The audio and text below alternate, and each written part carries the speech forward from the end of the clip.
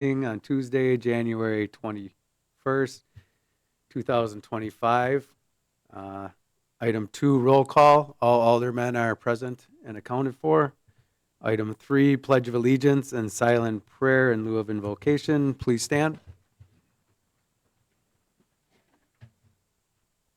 I pledge allegiance to the flag of the United States of America and to the republic for which it stands, one nation, under God, indivisible, with liberty and justice for all.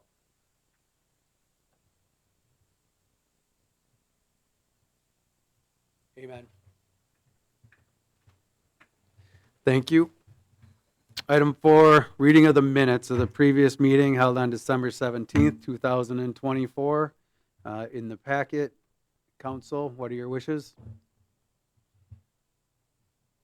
Motion to approve. I got a motion by Veneman, second by Pluis to approve the minutes. Any questions or comments? Seeing none, go ahead and cast your votes. Motion passes 8 ayes to 0 nays. Item 5, consider a resolution declaring World Migratory Bird Day in the city of Wisconsin Rapids. Attachment 2 in the packet.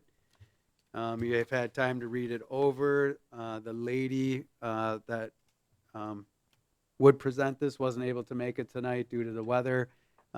If there are questions or comments, you can hold it out, or if you wish, we can vote it in.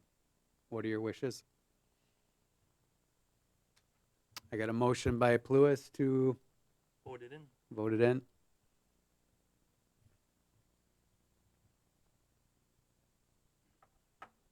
I got a second by Penscover. Any further conversation, questions, comments? Seeing none, go ahead and cast your votes. Motion passes 8 ayes to 0 nays. Item 6, Waterworks and Lighting Commission, focus on energy pilot program presentation. Make sure the green light's on in the green or yellow. I'm never sure. There we go. Can you hear Thank me? you. Yep, thanks. All right, good. I'm Sean Reimer, Key Accounts Manager, Energy Efficiency Specialist at Waterworks and Lighting Commission. First, I'd like to start today, ask everyone here in the room, how many people have heard of Focus on Energy? Raise the hands. Okay, not everybody. How many people have used the Focus on Energy program, whether they've received free energy packs, residential, commercial business? Okay, not even close to 50%. We need to work on that. I guess I would like to tell a little success story that we had to our local businesses in the community in the past year and a half. In June of 2023, we partnered with Focus on Energy to provide an energy efficiency piloted program called the Community Impact Pilot, a program that would give select businesses meeting certain criteria a complete energy efficiency makeover, 100% funding of these upgrades. Why we were chosen with this great offer to our locally owned businesses was due to our past working relationship with energy advisors that had partnered with the utility performing energy assessments for our local businesses in our community.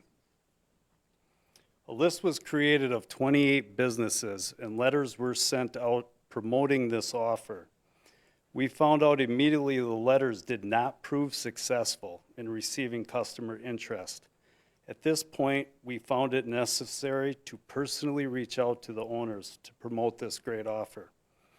What I found out was the owners felt it was a scam. It's too good to be true.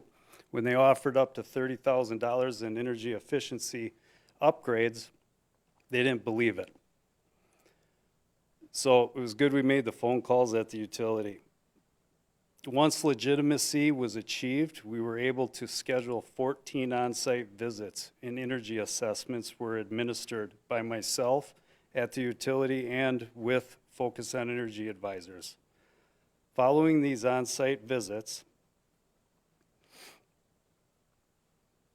we were notified that more of our local businesses would receive more funding due to lack of participation from the other 4 piloted communities in the state that were selected. And were awarded with 11 businesses in our community versus 2 to 4 that were projected to receive the makeover in these energy efficiency upgrades. In 2024, all contractor estimates were received, and all 11 businesses were completed with their energy efficiency upgrades. The end result of this pilot was $294,000 awarded to 11 businesses in our community. Considering Focus on Energy recognized the huge success of this pilot program, they had asked 2 local businesses and myself at the utility to do a success story video. The videos are posted on the Focus on Energy website and are a testament to the success of the Community Impact Pilot Program.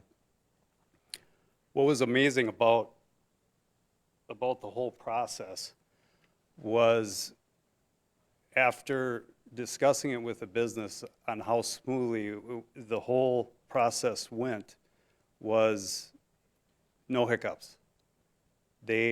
Focus on Energy scheduled all local contractors if they could. They took estimates. If the local businesses dealt with an HVAC contractor, LED lighting contractor, and they wanted them in their business to do these upgrades, whether they were a little bit more or not, they chose them and they let the businesses have them. So that was a great thing to see. I kind of wondered how that would go throughout the process, but it was an excellent experience, not only for the businesses, but for the utility and Focus on Energy.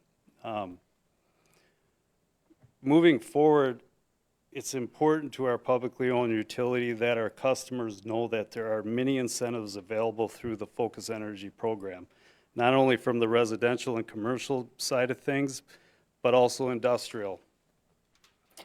Please take advantage of these program offers. Information can be found on the focusonenergy.com website, or please contact me at the Water Works and Lighting Commission utility. The main part of my job is to do load profile information, collect it, gather it, make sure that our residential and commercial customers are on the best rates. We do offer different rates. It gives me the opportunity to talk to the customers, make sure that they're taking advantage of free Focus packs that are available to every resident in our community. They're an $85 value. They offer LED lighting, power strips, water saving, shower heads, and there's many more programs, residential or business. LED lighting, there are some new programs offered on the residential side of things with HVAC, with air sealing, insulation. So we just want to make sure the community knows that these offers are out there. Take advantage of it.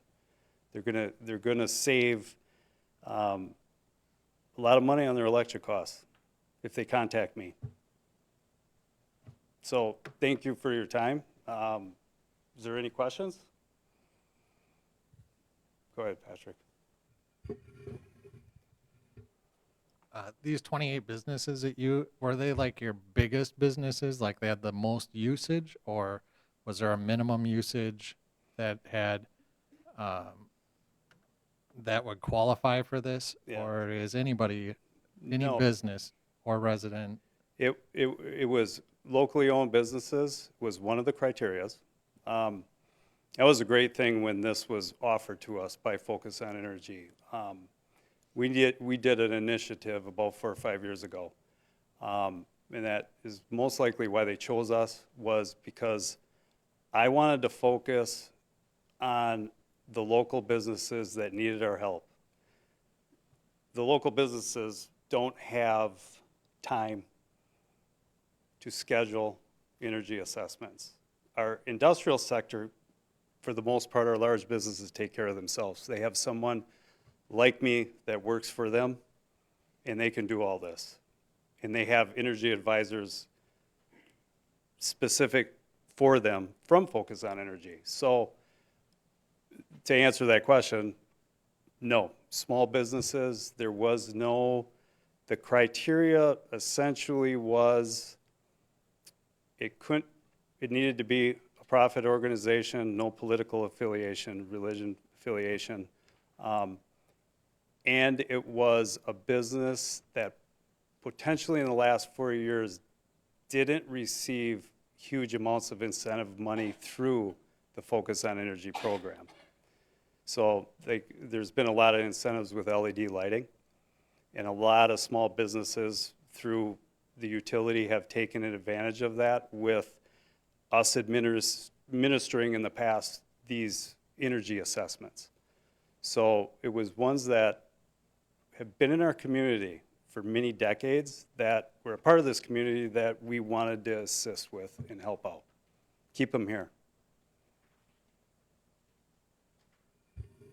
You had also mentioned the residential. That is more like you go online if you're a resident and fill out the forms.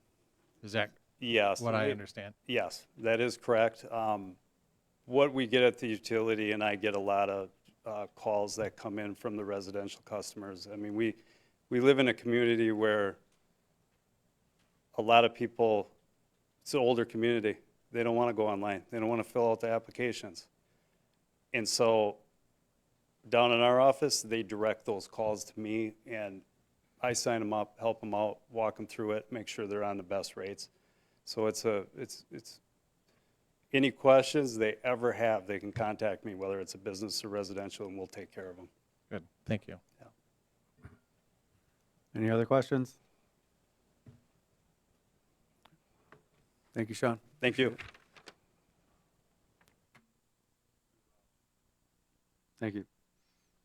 Item 7, presentation by the Heart of Wisconsin Chamber of Commerce. Stacy.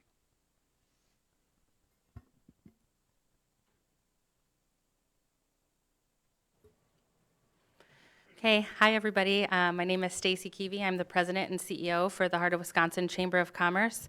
As part of the agreement that we have, I come here at least twice a year to give an update on things that we're working on, the agreement of services, and any other input that you could give. I believe you have the reporting in your packet, but I'm just going to kind of touch base on a couple of different items. We have tracked as best as we could with the events that we hold in downtown Wisconsin Rapids area. As you can tell, and again, this is estimated because it is very difficult with some of our events.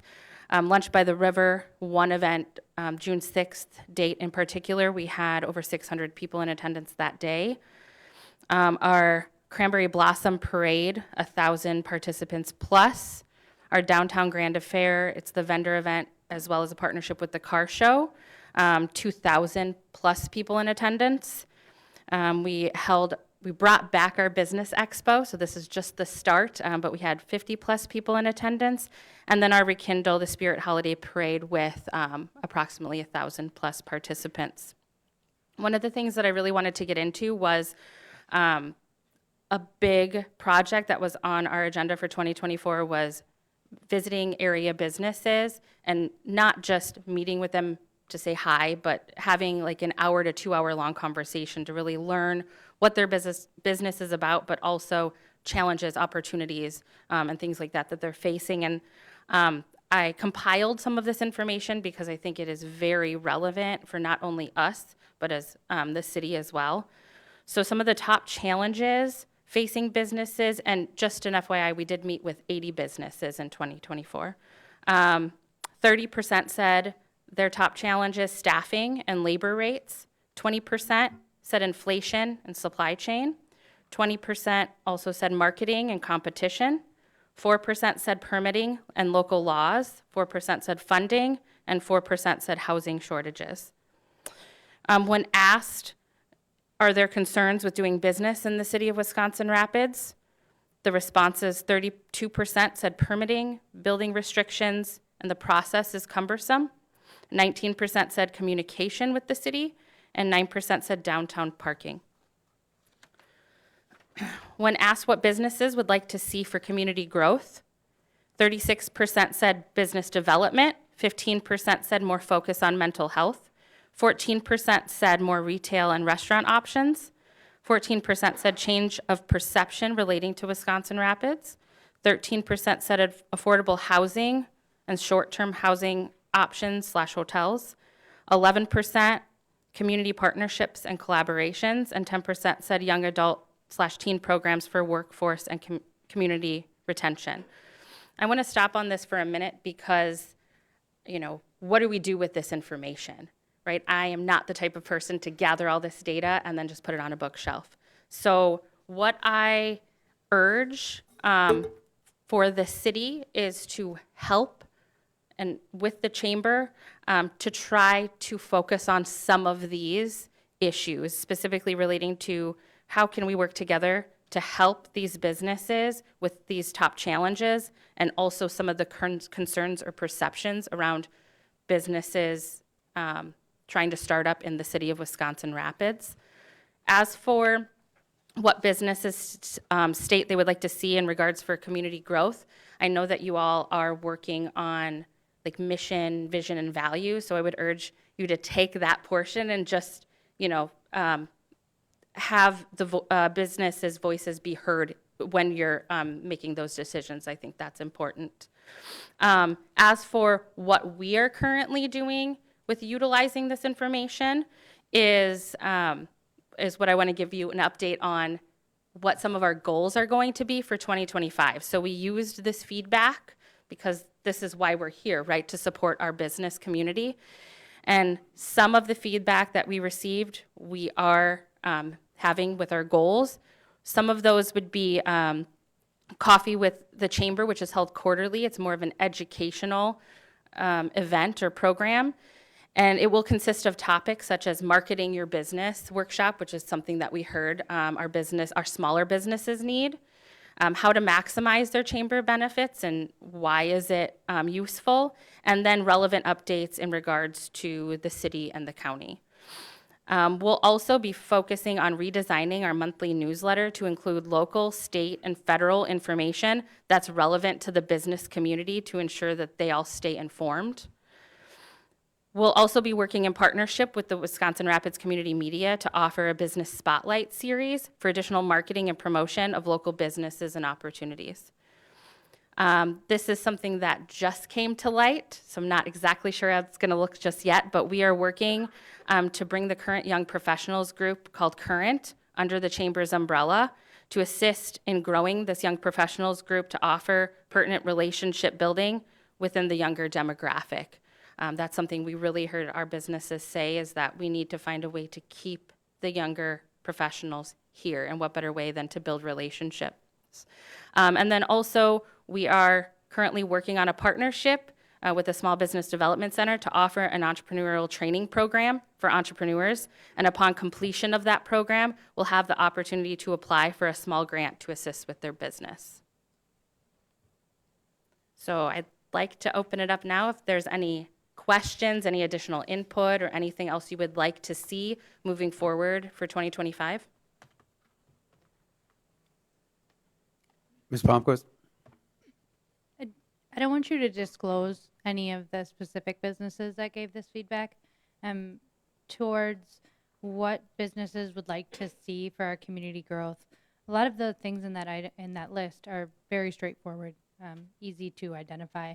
The one thing that is harder to change if we don't know exactly what it is the perception relating to the city of Wisconsin Rapids. I know that's sometimes hard for businesses to come to the city and say, this is how we're perceiving you. So I'm asking that you could elaborate on that and provide us more insight. From what I was hearing from most, it's saying that we don't have a clear identity. Who are we? Stevens Point is, a college town. Marshfield has a hospital, and that's what they're known for. What's Wisconsin Rapids known for now that we don't have the mill? So that perception of who are we? Thank you. Mr. Lewis? This is kind of in line to what Alder Palmquist was getting to as well.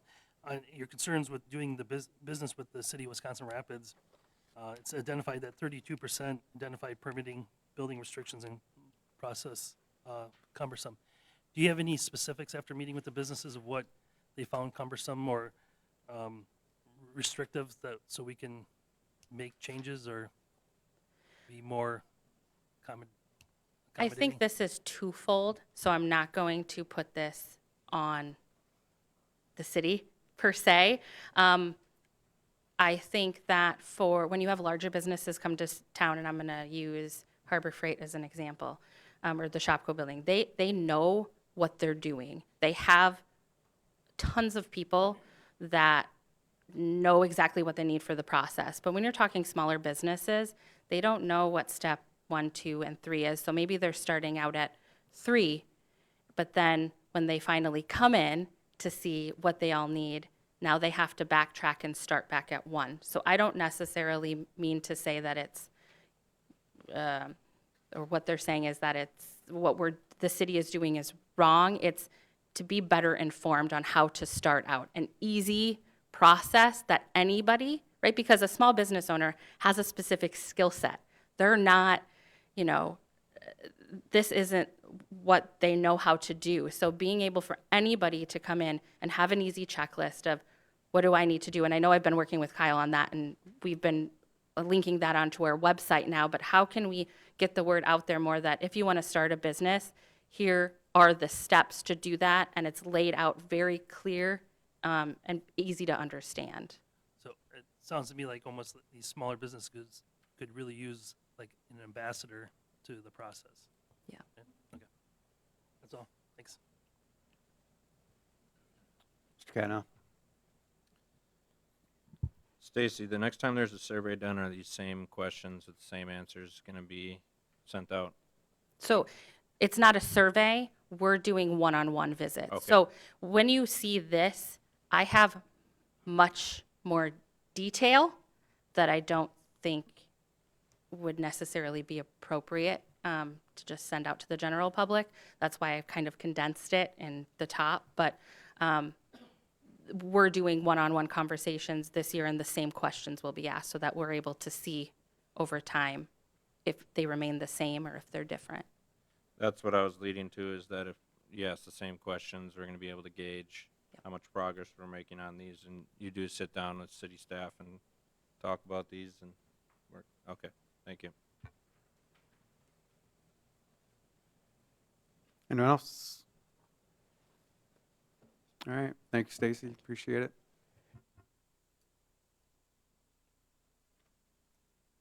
Item 8, consider for confirmation Mayor Zacker's appointments to various committees, commissions, and boards. Attachment 4. Motion to approve. I got a motion by Catnaw, seconded by Penscover. Any questions or comments? Seeing none, go ahead and cast your votes. Motion passes 8 ayes to 0 nays. Thank you. Item 9, consider for adoption the actions of the Planning Commission at its meeting held on January 6, 2025. Mr. Kearns. Thank you, Mayor. The Plan Commission met at 4 p.m. on January 6, 2025 in the council chambers. A quorum of members was present. Ben Goodrow and Katie Bailey were absent. I want to note that Mr. Zacher, Mayor Zacher, recused himself from items 2 and 3 on the agenda due to his connections with the request. Commissioner Palmquist then served as acting chairperson. There's also a list of attendees on record in our office and the clerk's office. The meeting was called to order at 4 p.m. Item 1 was approval of the minutes from December 16th. There was a motion by Dobbin to approve the report from December 16th. A second by Tao. That motion carried 5-0. Item 2 was a request from Zacher Commercial Properties LLC, which included a public hearing and action to amend the city's comprehensive plan, specifically map 7.2 future land use map to reclassify 910 Durabeauty Lane from an industrial land use classification to a residential land use classification. City staff provided a summary of the request recommending approval. The public hearing opened at 4:05 PM. Speaking in favor, Ryan Leitner, 8141 Lake Road. Speaking against, none. That public hearing closed at 4:06 PM. There was a motion by Marutz to approve the request, second by Palmquist. That motion carried 4-0. Again, Zacher recused.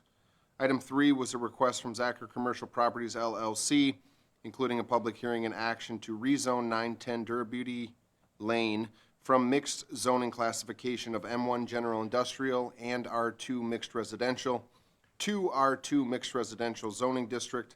Staff provided a review of the request, recommending approval.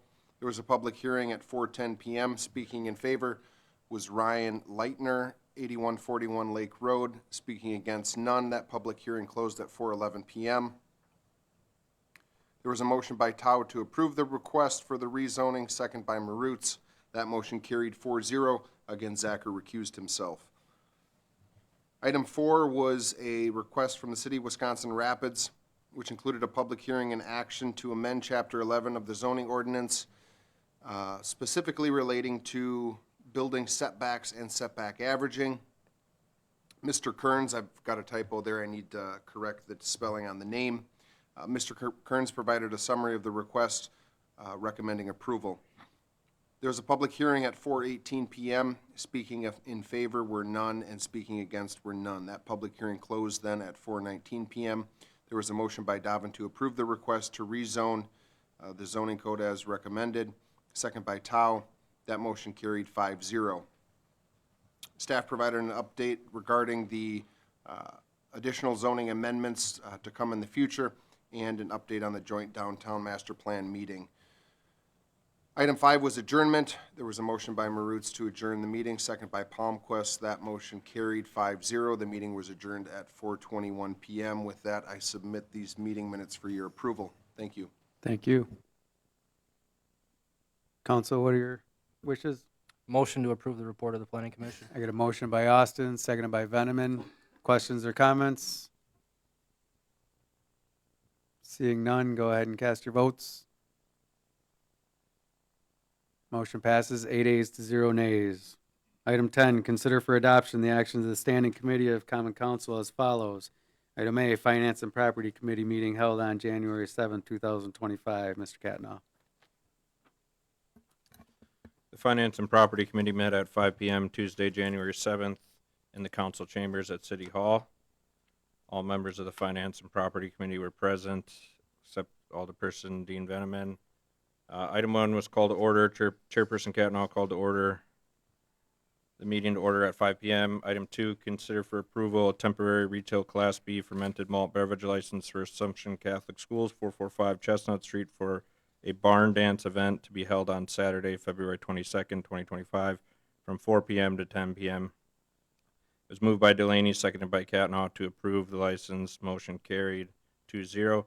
Item 3, consider a request from Rapids LLC, DBA Westside Express Mart Cafe, DeMarta Panday, agent for a retail Class B fermented malt beverage license for the premise located at 1040 West Grand Avenue.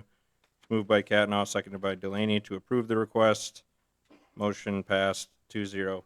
Item 4, consider a request from Rodeo Grill of Wisconsin Rapids LLC, DBA Rodeo Grill, Hector Pachetta, agent for reserve retail Class B intoxicating liquor license and a retail Class B fermented malt beverage license for the premise located at 1951 H Street South. It was moved by Catnaugh, seconded by Delaney to approve the request. Motion carried 2-0. Item 5 was audit the bills. It was moved by Delaney, seconded by Catnaugh to approve checks 24052 to 24411 in the amount of $2,975,754.43. Motion carried 2-0. Item 6 was set next meeting date. The next regular meeting of the Finance and Property Committee is scheduled for Tuesday, February 4th at 5 p.m. Item 7 was adjournment. It was moved by Delaney, seconded by Catnaugh to adjourn. Motion carried 2-0, and the meeting adjourned at 5:14 p.m. With that, I make a motion for approval. Thank you. I got a motion by Catnaugh, seconded by Veneman. Any questions, comments? Seeing none, go ahead and cast your ballots, your votes.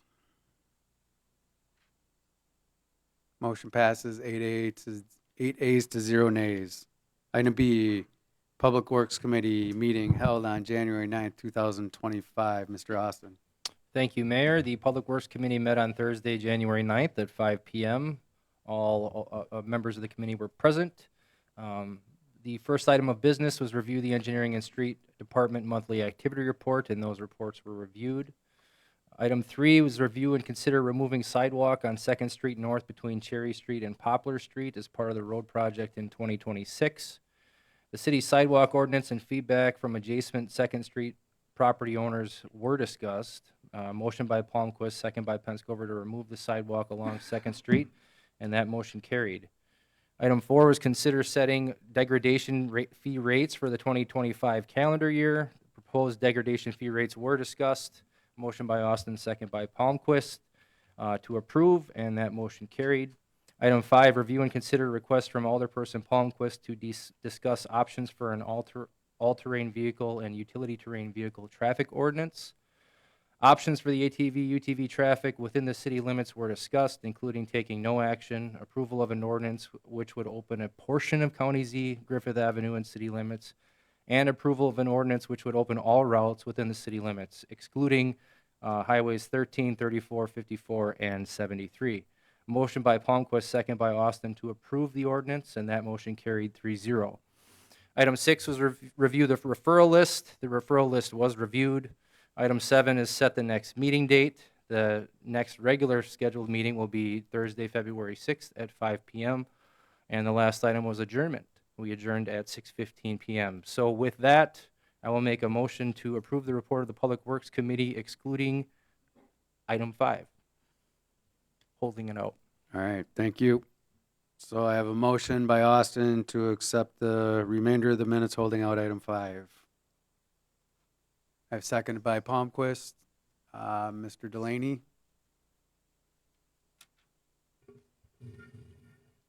On item 3, it says 2020 project for 2026 in the report, and it says 2025 on our minutes for this meeting.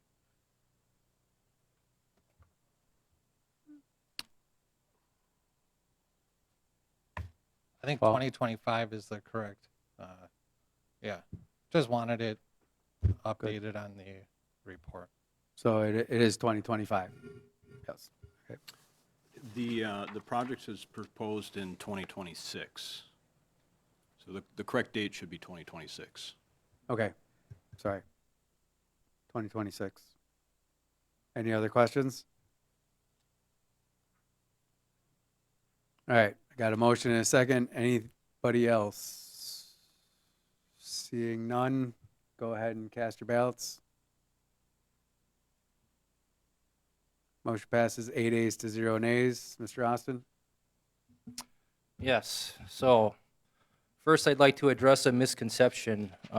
Many have said that the citizens of Wisconsin Rapids had voted this ordinance down in the referendum, but that is false. The ordinance we are considering is newly drafted to reflect the concerns raised during the referendum and subsequent discussions. It includes key modifications such as requirements for a valid driver's license, proof of insurance, as well as noise and cruising restrictions, all designed to enhance safety and address the community's concerns. It is also important to note that it is common practice for governments to rework and revisit ordinances that do not pass with the goal of better addressing the needs and concerns of the community. This process allows us to refine proposals, seek additional input, and ensure that when we bring something back for a vote, it aligns more closely with the desires and safety standards of the residents. This ordinance is no different. We are revising it, refining it, and making sure it meets the concerns expressed by our community, and we are doing so in a thoughtful and transparent way. I urge the council to consider the broader economic implications.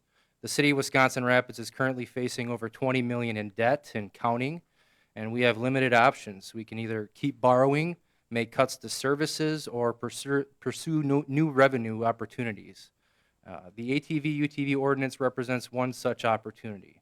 This is not just about allowing vehicles on city streets. It's about ensuring the future prosperity of our city. I've heard that we should be focusing more on more important issues than this. I would challenge anyone who feels that way to consider this. What is more important right now than addressing the city's $20 million debt and the economic challenges we face? Our mayor has openly acknowledged that it is likely a matter of time before the city will need to address an ATV-UTV ordinance due to mounting pressures from the state, which is actively advocating for such ordinances to help recoup losses, especially as we've seen in the snowmobiling industry. This helps highlight the relevance of this issue and how it goes beyond just our city, and reiterates the fact that ATV-UTV ordinances will not be going away, rather they will become more common.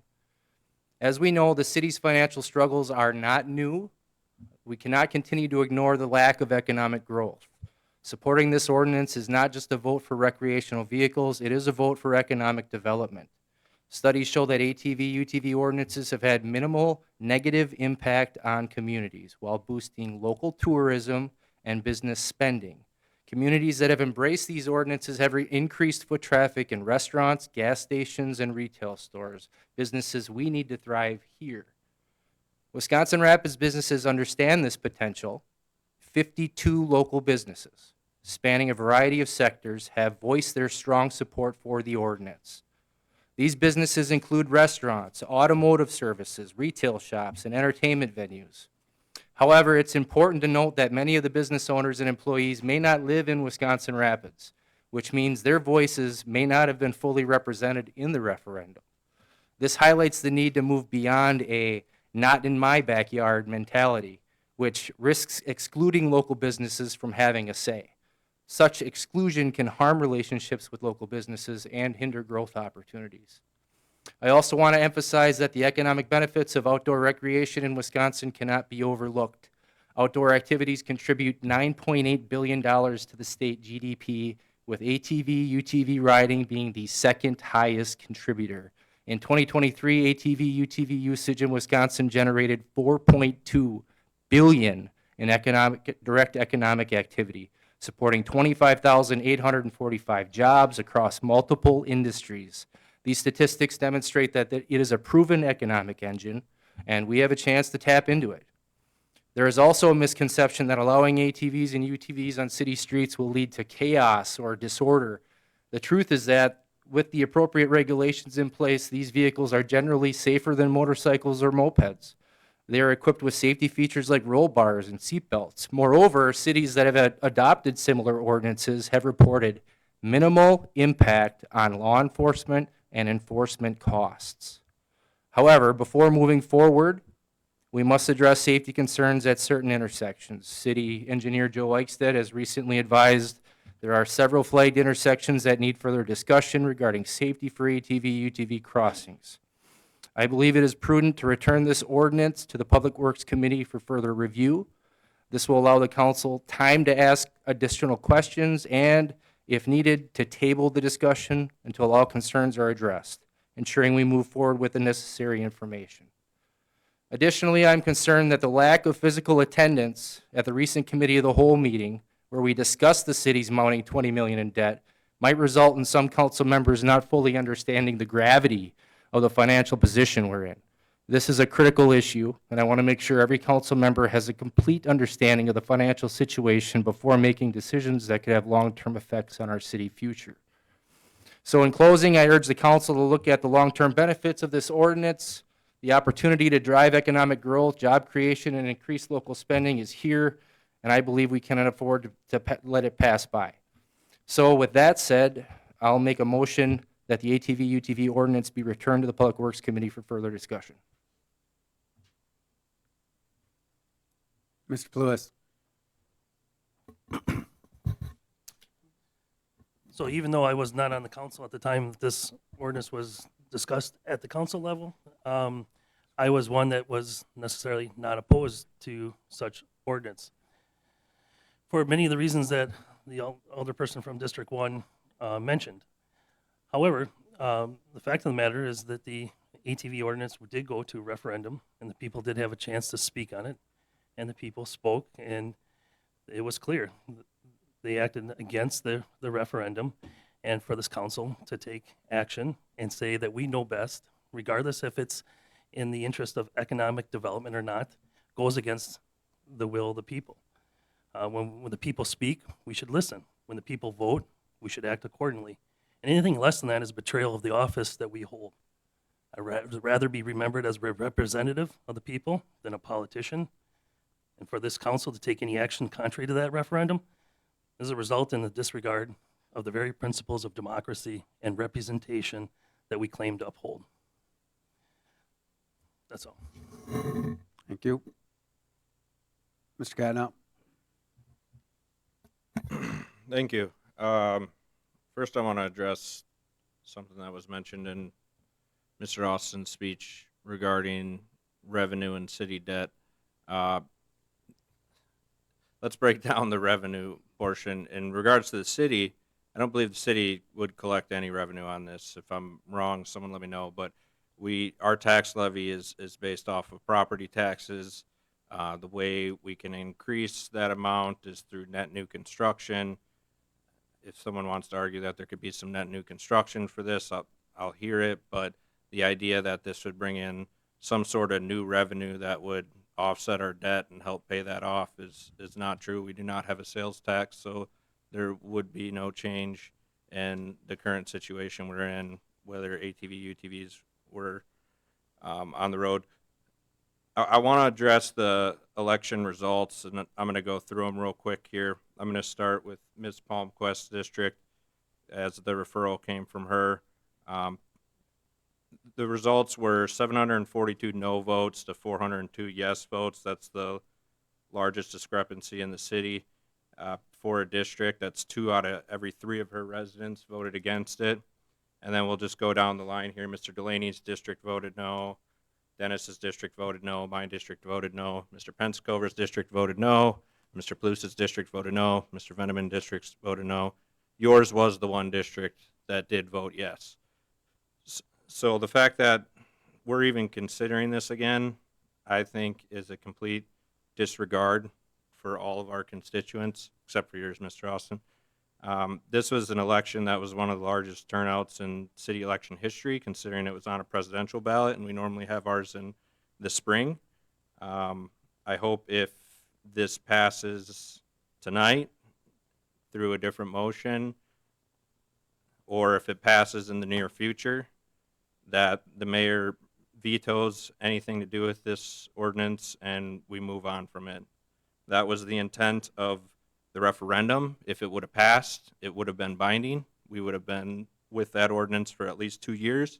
And since it didn't pass, we're going a different route. And not only that, it's literally 2 months after the election.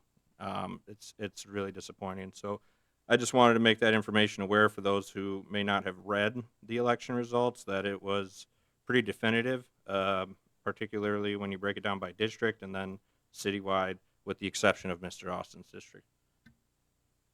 Mr. Delaney? So I got a lot of calls on this. Actually, I got more calls on this than any other. Only 3 people asked me to vote yes on this. One was my brother. Another was Mr. Marsh. And the other person is a person who is going to be taking over for me here in a few short months. So I've gotten at least a dozen calls that were on the negative side, that no, do not pass this through. I do have a question for Mr. Austin. He had an excellent speech there. You said that we, as a government, have reworked this ordinance to better suit the needs of the people and address their concerns. Who's the we? I haven't been involved in this. And according to the attorney during the meeting, she hadn't been involved in it. So staff hasn't been involved. Who's the we? Like, that's a valid question, I think. I think I'm part of the government. And when you say we as a government have reworked this ordinance, who is that? Who's we? Yes, I did.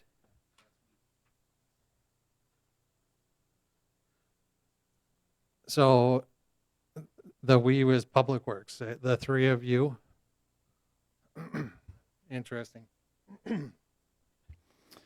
Yeah, I would say, one of the conversations I had was somebody had said, well, the one that actually did get it passed in their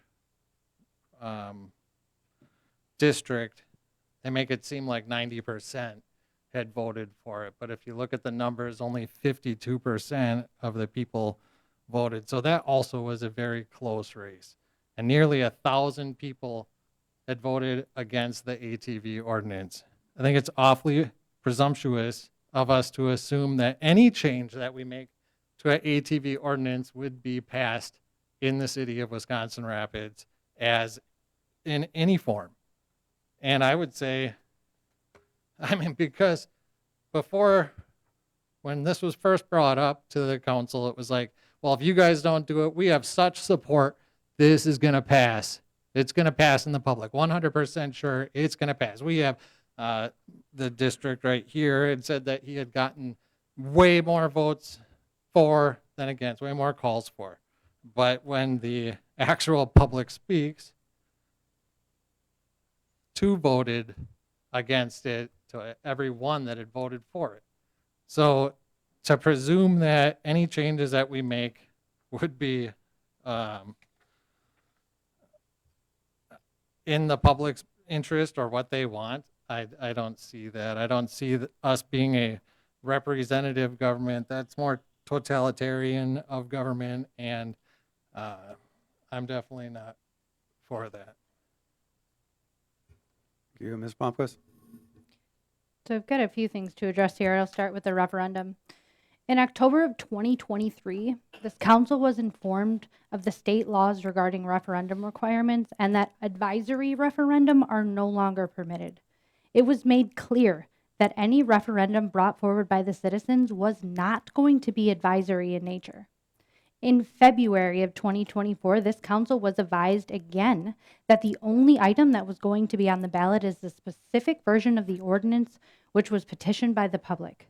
And for those who haven't been following along, or for those who received a different message from city leadership, I'm sorry. Because the referendum was not advisory, it was never intended to be a way to gauge the public's opinion on the broad issue at hand.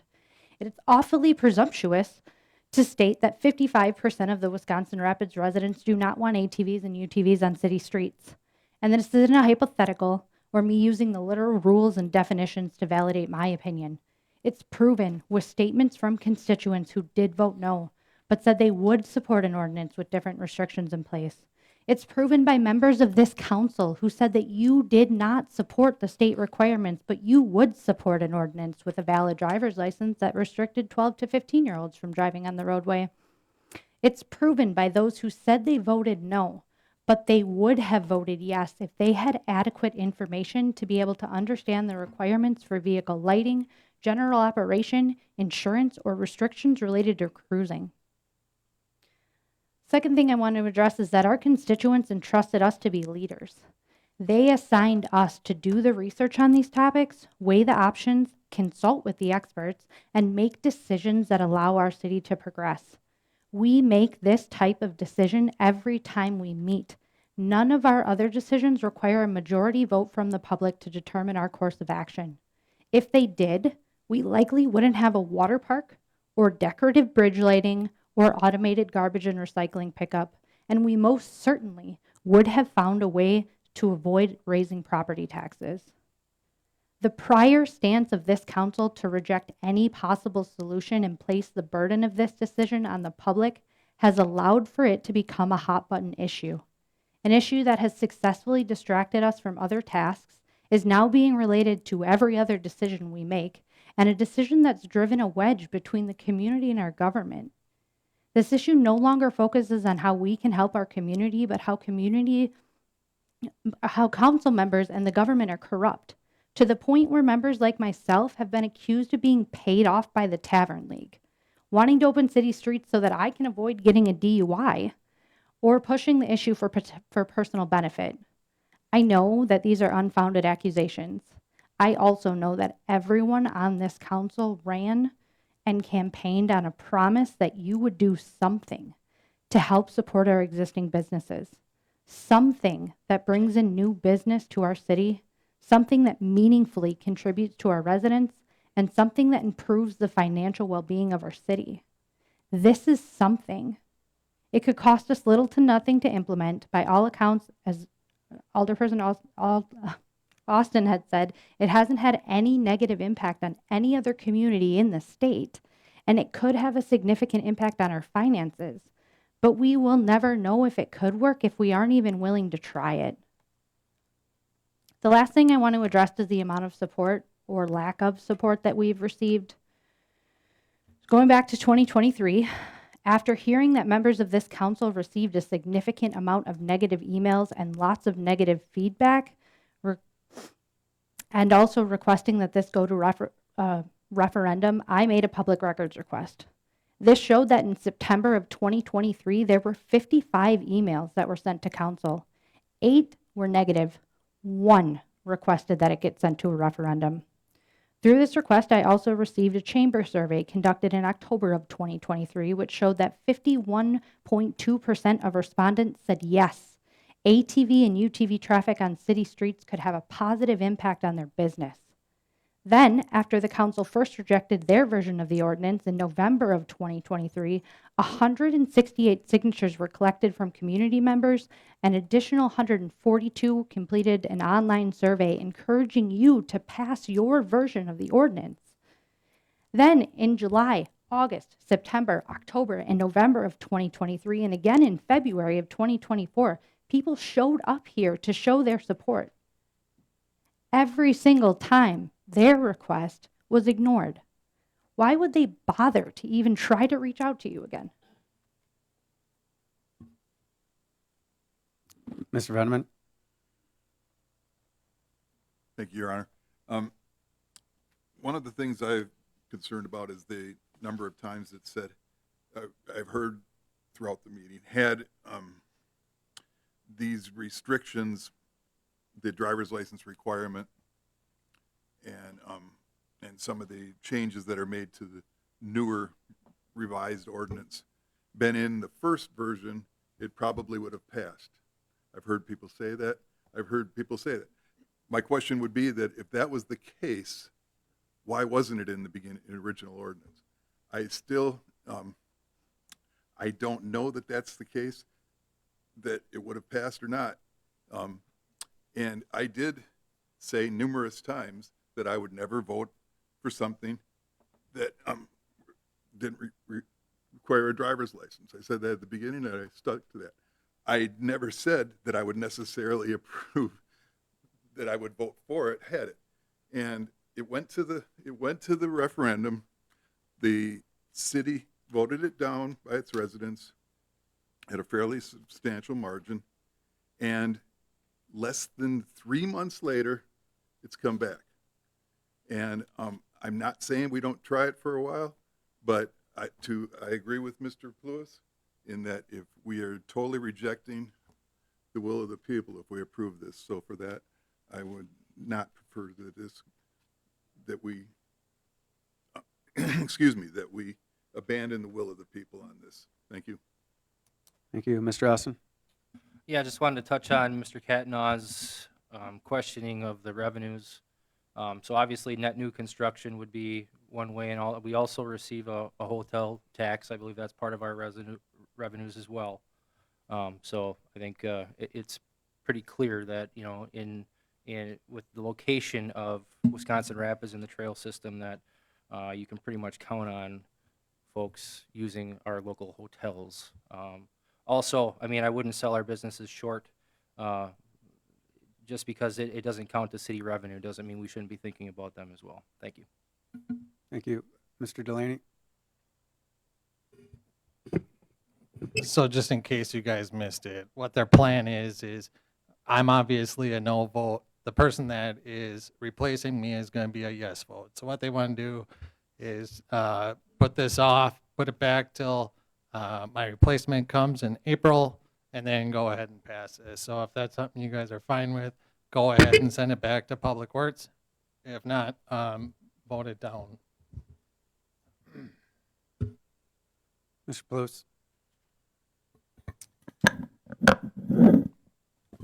So I look at referendums as kind of sacred because it's the one in few chances that the people get to have a direct say in what they want to see out of their government. I understand the argument that some may have voted yes for this ordinance had it had the extra provisions that are recently discussed, but there's no certain way, or there's no way to be certain how many people, what that percentage would actually be had those changes been made in that referendum, other than taking it back to another referendum, which I know there's limitations and there's a waiting period on that. So it may not be ideal, but that is the only way to, after you've went to a referendum, that is the ultimate putting the decision in the people. I understand we can't make every decision for the city in the form of a referendum. It would cripple us, but decisions as, debatable as this should be in the say of the people, and it should definitely be in the say of the people after they've already had a chance to voice their opinion. That's all. Ms. Palmquist?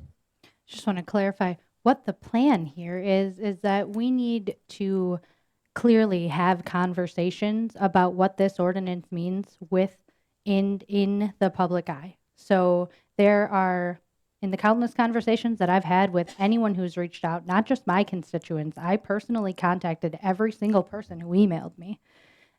I overlooked the fact that we failed to adequately communicate the basics of what has occurred over the last year or two, and then provide the straightforward information to our community that would help them understand or help them make a decision, or who knows, help them still say, no, we don't want those things on the roadway.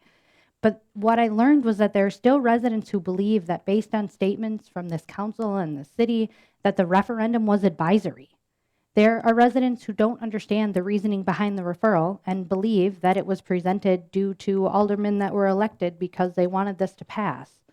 There are residents who think that allowing ATV and UTV traffic on our roadways is going to cause chaos on A Street or cause a strain on our EMS services because ATVs and UTVs will be on the expressway. There are people who haven't had time to read the economic report and understand that it doesn't just impact the bar and restaurant industry. It creates jobs in accounting and advertising and the service sector.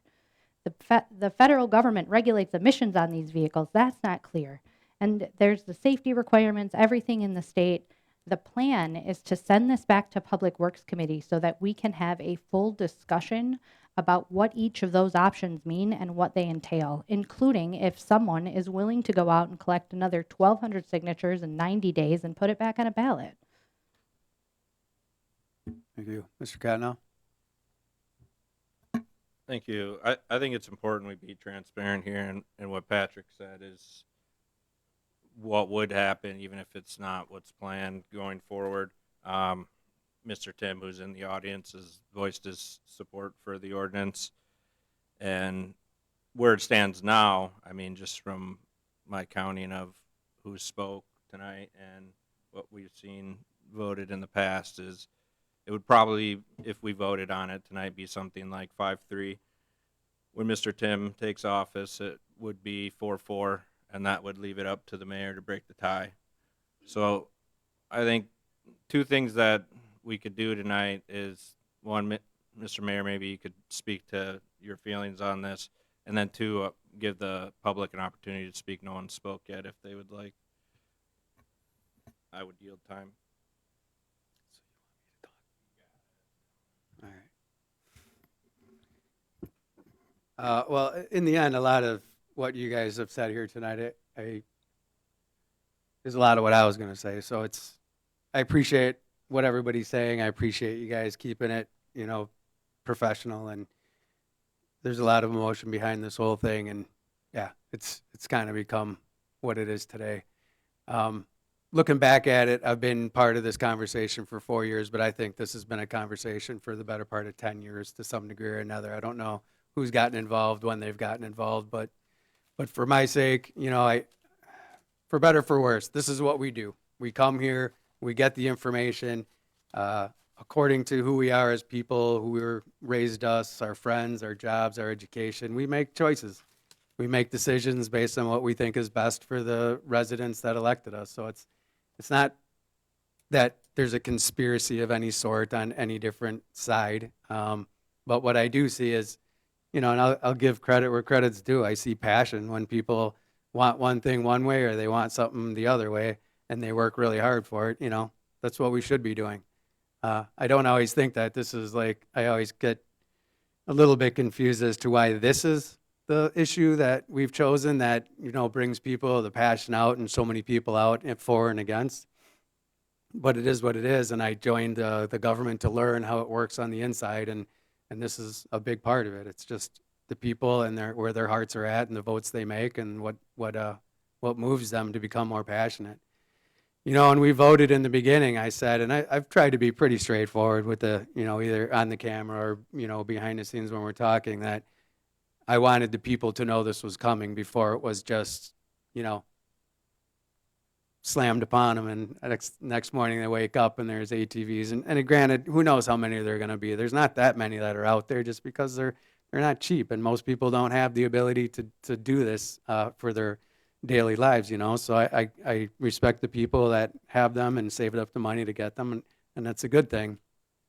But for me, it was always getting the people to know that this was coming, because I even now I know that it's coming eventually. So that was when we voted. We voted it down, tried to send it to referendum ourselves. We were told we couldn't, so we didn't. So we voted it down, and that's when the people who wanted it said, "And we're going to take it to referendum ourselves." And I thought in my head, I'm like, well, that's good, because by the time they're done getting the signatures, whoever in the community doesn't know that this is coming, that it's happening, well, I don't know what we can do to help, between how do we get the information to the people, because that's the struggle that we have as a small government. How do we communicate most effectively with the people and the residents and the businesses?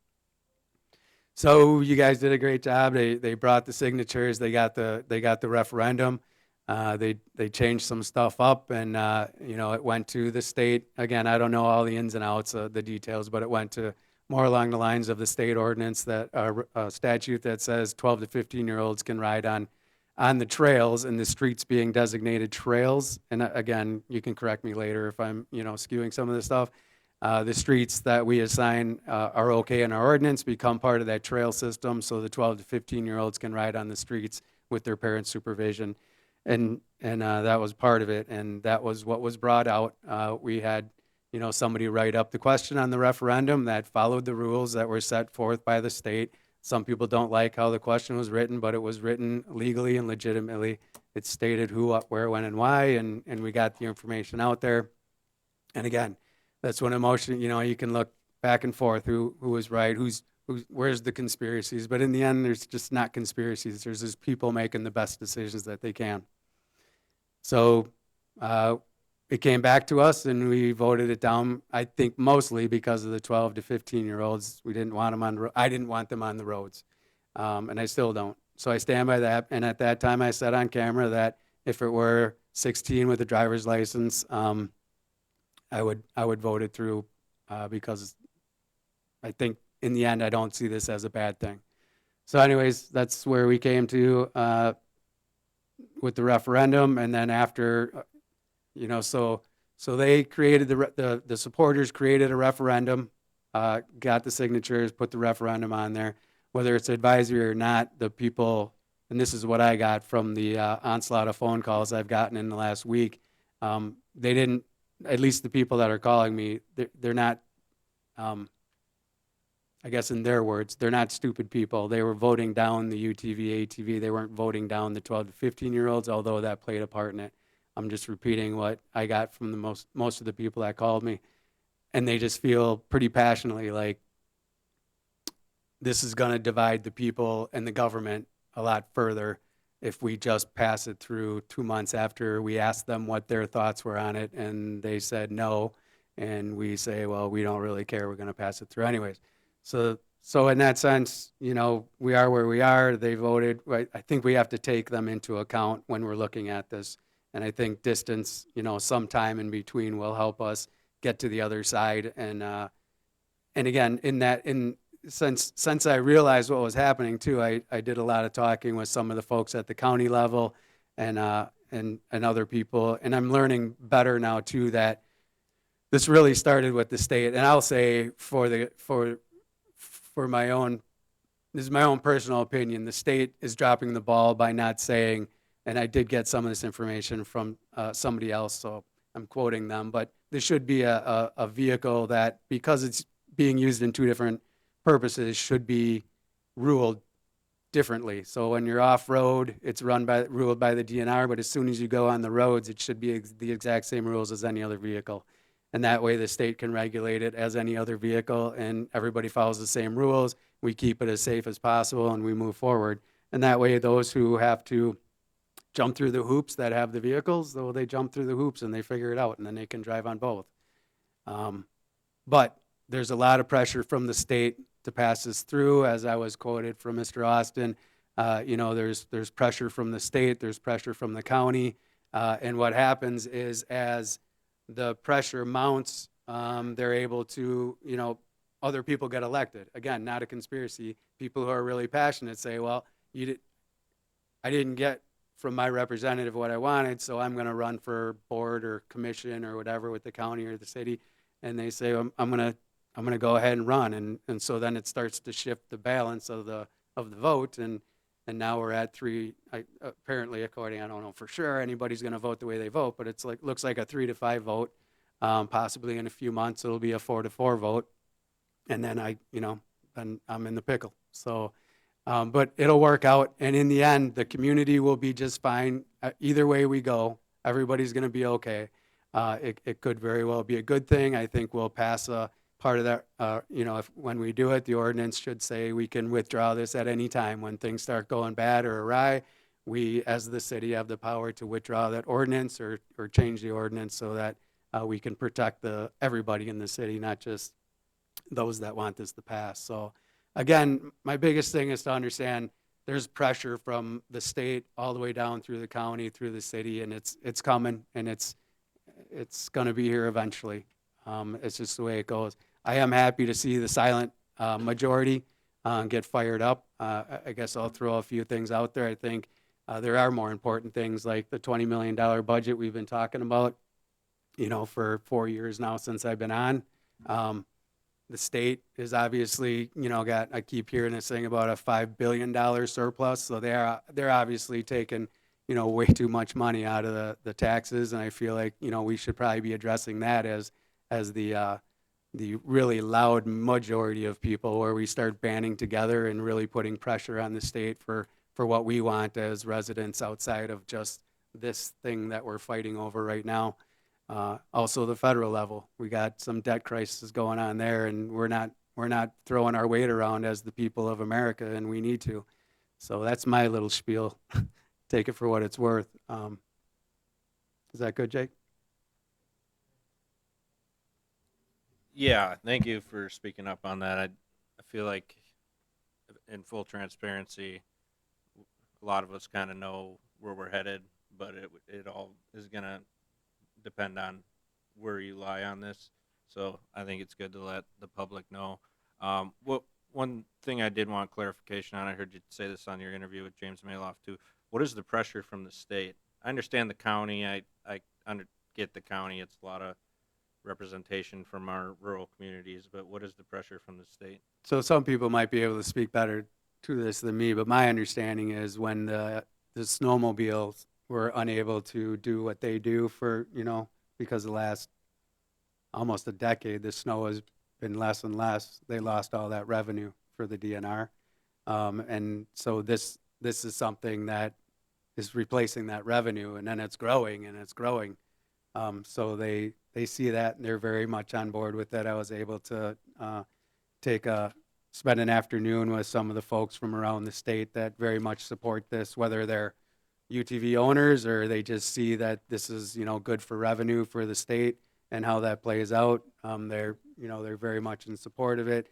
And then that kind of passes down to the counties to try to get them to open up as much trail routes as they can in order to keep this motion, keep it in motion and growing to the best of their abilities. So, and again, it's not necessarily in your face pressure, but it's definitely like everybody wants it.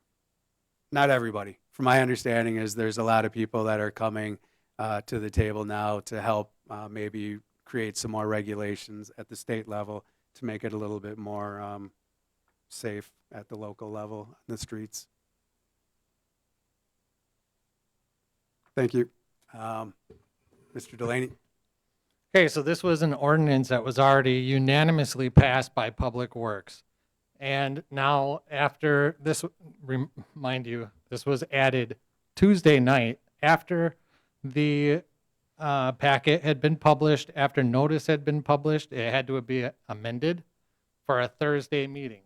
So after that, it was unanimously voted on by the Public Works. Why, as a council, would we send it back to the Public Works Department that has already unanimously voted this one in? I don't understand that. It doesn't make sense. I think it's a sham. This is kind of crazy. Obviously, Public Works doesn't know what they're doing when it comes to this, and now they want it back to delay it for a few more months. Yeah, I don't know if there's any other way that I could express that. This is absolutely ridiculous. Ms. Palmquist? I just wanted to say this pressure from the state. There's a Governor's Off-Road Council that is dedicated to working with communities and working with groups to find the best way that works for their community within the state laws. So the state did set out, which we've heard from our recreational deputy, clear rules that work and there's no problem with enforcement or anything like that. But there are some areas within the state statute that allows for the city to add in restrictions that work for their community. It's also supported by the Wisconsin Department of Tourism. There are a great deal of resources on their website that I would recommend looking at, and they're very helpful if you reach out to them. Thank you. Any other questions or comments?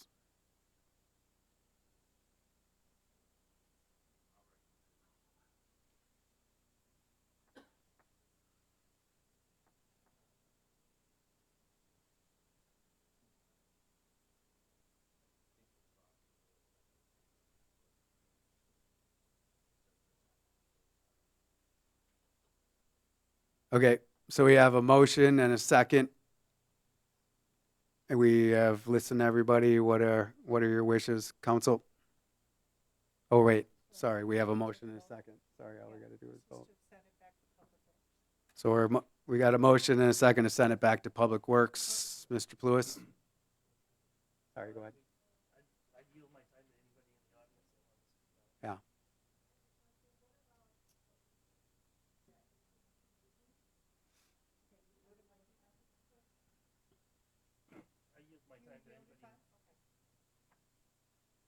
So at this point in time, Mr. Pluis has agreed to yield his time to somebody, anyone in the audience who would like to speak. If you'd like to come up to the podium one at a time and state your name and your address, please. Make sure the green light is on in between the middle there. It's Betty Zank, and I live at 1321 21st Street North, Wisconsin Rapids, Wisconsin. And I feel this was on the ballot twice, and even though they are changing some of the rules, it was voted down by the people of Wisconsin Rapids. And I don't feel you're going to get much more economic value because anybody that wants to come to Rapids to eat, to dine, to do whatever, they have a vehicle to do it with. They can use that. And how much pressure, this whole state thing about the pressure, I lived in Milwaukee. Is Milwaukee getting pressure to let these vehicles on their roads? We don't have to abide by them because they're trying to pressure you. I think you need to listen to the people. And if there's another ballot where you want to put it back on the ballot with all the new stuff listed, that's fine. But I think you should listen to the people, and we voted it down twice. That's all I have to say. Thank you. Thank you. Sir?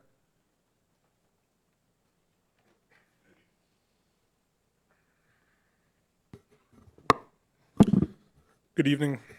This thing's not going to raise high enough. I'll slouch. My name's Andrew Kirkpatrick, 421 7th Street South, Wisconsin Rapids, former District 5 Alderman. Some of you may know me. I had plenty of stuff written down that I wanted to say. Mr. Pluis, Mr. Catnaugh, Mr. Delaney, I think you guys hit it on the head here as far as where we're at. The citizens have spoken on this. Whether or not anyone believes that this was an authorized, binding, legal referenda or not, it was collected, it was put on the ballot, and the question was put to the citizens. And they said no. In fact, it was over 8,000 people voted in it. 4,895, 55.5% said no. Now, regardless of whether that was a previous iteration of the ever-evolving ordinance that you guys continually have presented and how it keeps bouncing back and forth between different places, this has not been transparent in this Palm Quest. This has not been transparent at all. All right, it was voted down once. It went, the proponents got signatures. They put it on the ballot. The citizens said no. And just like has been said here, you're cutting the wound open again and dumping salt in. 2 months later, and it's right back here again. And it's not just for, hey, how about this? It's for opening everything. I've driven down 8th Street, and I've gotten stuck behind ATVs on 8th Street because they're like, we don't care.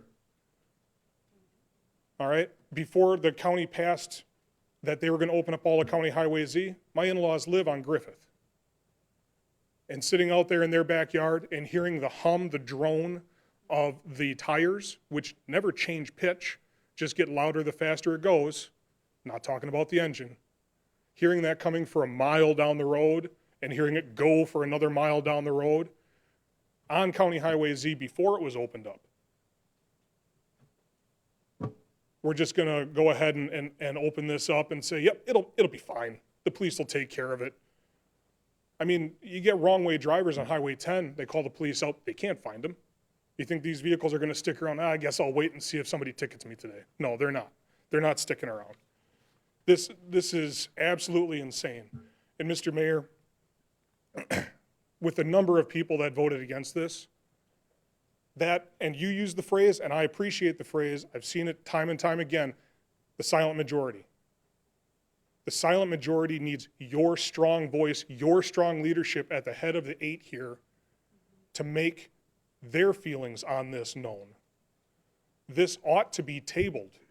If this had been a resolution, or if this ordinance had gone through, we would have had it for 2 years.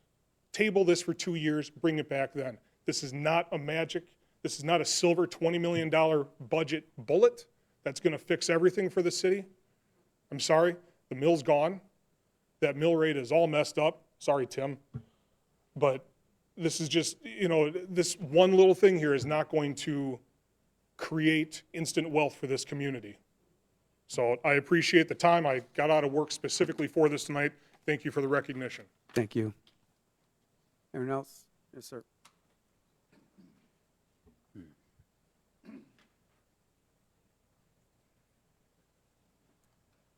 I think the bottom line for the citizens was that safety was a major concern. And I don't know whether a revised ordinance can solve that problem or not. It has to do certainly with the 12 to 15-year-old being behind the wheel as an issue in that referendum. I've had many folks express their concern about that. I also think that you may be able to change the ordinance to make it satisfactory to a majority. But I think if you do, you have to bring it to a vote again. The public needs to weigh on that. I've had the chance to talk to a number of people. There's also, I think, the issue about the size of an ATV versus the size of the F-150 on the highway? And what's going to happen to the participants in the ATV? We need to be very careful about that particular issue as I see it before we would move forward. Thank you for your time. Thank you. Anyone else? Yes, sir.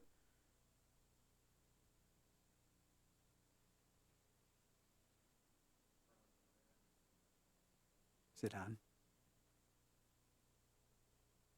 Okay, Ron Coran, I live on 1920 Daly Avenue. ATVs and UTVs, as I understand, are in the category of recreational vehicles. I just asked the question, why can't you just go to the grocery store in your car? It's got a better air conditioner, it's got a better heater, better stereo system. Not sure it's a good idea to bring in revenue with something that's going to add more noise pollution in the city. I mean, I don't like motorcycles. I don't know why we accept having loud exhausts on them. I mean, if I had a motorcycle in my neighborhood going around the yard, somebody just going around the block over and over, because they, you know, it's fun, they can do it, but it's making noise, I'd be pretty unhappy about that. And I don't think that that's a good idea, adding noise pollution. I mean, it's a recreational vehicle. Why do you got to have it in the city limits in the first place? I mean, the suspensions are made for off-road. The tires are. You wear those kind of tires out more quickly on pavement than you would on dirt. So, I mean, I just asked the question, why?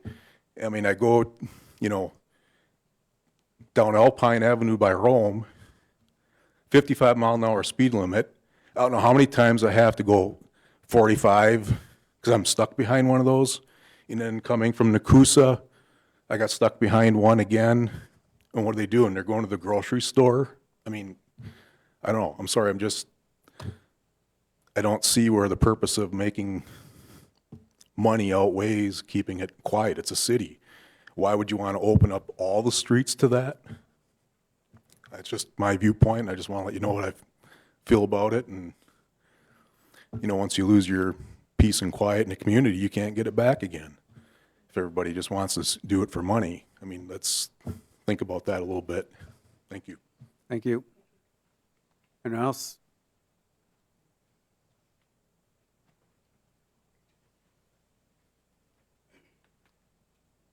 Always follow a tall guy. Thank you, Mr. Mayor and all the people. I had a little bit of a speech here, but Alderperson Austin addressed most of the economic issues I was going to talk about. But I sat here in the back a minute ago, and I'm listening, and I hear our Heart of Wisconsin, our chamber say, we don't have an identity.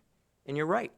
We don't have an identity anymore. We were a mill town. We're the leading producer of nano paper in the world, and we aren't anymore. So our county, so first of all, my address is 4030 Woodhaven Court. I live in Grand Rapids, but I represent part of the city as the county board chairman. I also chair the North Central Tourism Group. We need this. You're looking to address a problem that doesn't exist. You know, we opened up the roads throughout the county. There were concerns, there was trepidation, there was worry that it would create noise, it would create traffic, there'd be all kinds of things. You're not going to have 5,000 ATVs out there, but you are going to have the opportunity for those people who want to come to our community where we have one opportunity, and that is to be a recreation center for the state. There's no sense for people to put their vehicles, their boats, their ATVs, their UTVs behind their car and drive all the way to northern Wisconsin when we have all those opportunities right here in Wood County.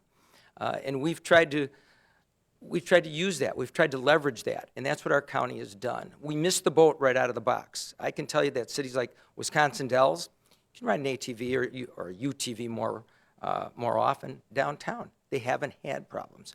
Our sheriff would tell you he hasn't had problems. If those problems exist, you can address them. It's been brought up before, but those vehicles are quieter than Harley-Davidsons. They're more visible than scooters and motorcycles. Today's UTVs can run anywhere up to $50,000. Safety is probably not your big issue, and you could address it if it is. But I look at identity. What are we going to be? Where are we going? How are we going to replace those revenues? You know, we talked about the sales tax revenue. $435 million in sales tax revenue as a result of recreational vehicle use in the state last year. 26,000 jobs because of that. Now, are they all going to come to Wisconsin Rapids or Wood County? The answer is they're not. But some of them will. I can use the example of Reedsburg, a small town, now has an 80,000 square foot sales facility with 1,400 units on the floor because they opened up the city ahead of the others. They have people coming from all over the state to purchase units and then to vacation in that area. So I don't see the harm in taking this back to committee to look at the issue, to really delve into this and drill down. And I'll use a quick example. We had a referendum years ago to reduce the size of the Wood County Board of Supervisors from 38 to 19 members. And the referendum question said we're going to reduce the number of supervisors to cut the cost in half. Well, I can tell you what, it didn't cut the cost by 1 penny. The referendum never explains in depth what you need to know.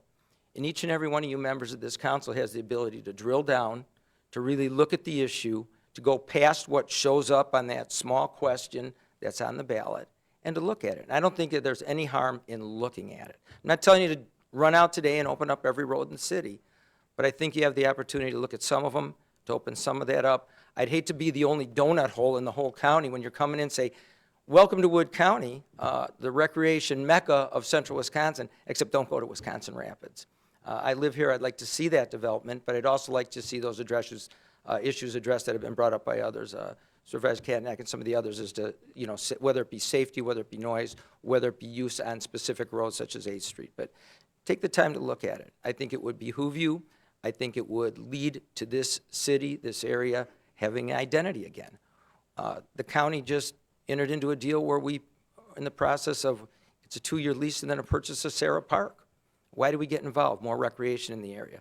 Tourism is the only way that you are going to quickly bring revenue into this area, especially the Wisconsin Rapids area. So I appreciate your time.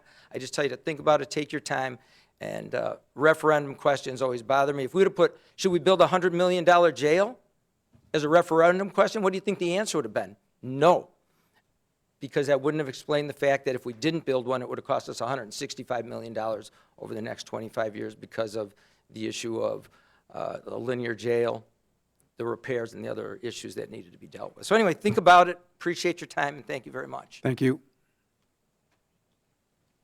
Sir?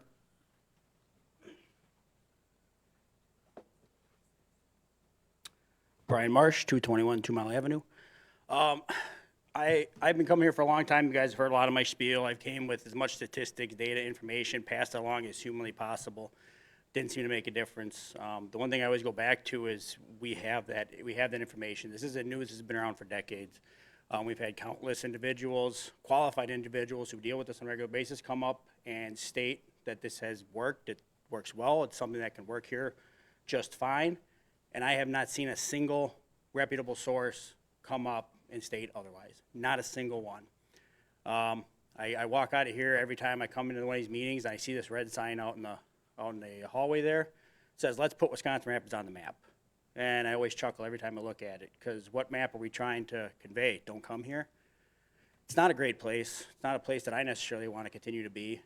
We never change. It's the same stuff over and over again. Minor things get done, yes. Major things don't. And there's a reason why we continue to go downhill. We have the same line of thinking. We don't take chances. We don't try things. We just say no, and we continue to do the same things we've always done, expecting different results. It's the definition of insanity. I've said from the get-go, I don't believe this will fix everything. I believe this is a step in the right direction. We need to make steps. There is not a leap that's going to be made here that's going to help this city, that's going to make it better. We have to start taking steps, and there's going to be multiple steps. And we've never tried to convey anything other than that. This is not a savior, but it's a step in the right direction. We need to be able to start doing things differently, doing things better, and trying things to make our situation here better. I did have a problem with the referendum question. We put all the work in, we did all the signatures, and all we asked was for a question, and we were very neutral with the question, and that was not what's presented. It was presented with the most hot topic item that was on that issue, right in the forefront. And I said it from the get-go, the biggest killer of referendums and everything else is the ignorant public that doesn't know what they're voting for. And I stand behind that 110%, and you all know that. So when somebody comes up and they don't even know what's going on, they see that that's an instant no for them. Okay, I have no problem when somebody educates themselves, takes the time, comes up, knows what they're talking about, that's fine. But if we're gonna listen to people who aren't coming to the table with anything relevant, in my opinion, no facts, no data, no reputable sources to support the claims, it just dumbfounds me. So, additionally, we try to do more education. We try to be as neutral as possible. We try to be as fair as possible. We don't like to do these things. But we tried to work with the city a couple times to do an educational rounds for the community. And the day of, on 2 different occasions, those got shot down. And so all the time, all the energy, all the resources we could have done to educate the public outside of that were completely wasted. So yes, we absolutely have a problem with the way the referendum was handled. It wasn't fair, it wasn't right, and there's an issue with it. So I had one other thing, but it lost me. So I will leave it at that. I appreciate your time. I appreciate your thoughts on this. Again, common ground. I live here. I don't want chaos. I don't want to deal with any of this stuff more than anybody else does. I really don't. I've been doing this for a very long time. I go riding with my entire family. We go out all the places, so I see it, I know it, and I get a lot of people don't, and that's totally fine. I understand it. The only thing I've asked from the get-go is let's try it. If it fails and it gets shut down, great. But the fact that we just won't even try it, I don't understand that.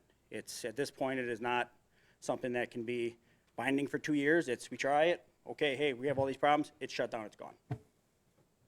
If we're so afraid of that, this city's never gonna change. It's just gonna continue to go downhill. It's gonna continue to fill with discount stores that'll drive out our small business. And we're just gonna keep being stagnant. And that's never gonna change. So we need to do things better, we need to do things smarter, we need to start taking chances, we need to start diversifying, and we need to start making steps in the right direction. Thank you. Thank you. Anyone else? Thank you, everybody, for your time and your words. All right, we have a motion and a second. Go to send it back to Public Works. Go ahead and cast your votes.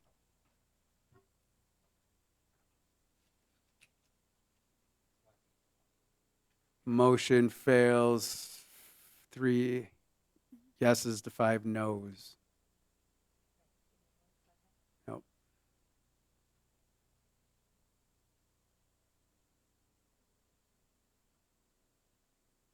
All right.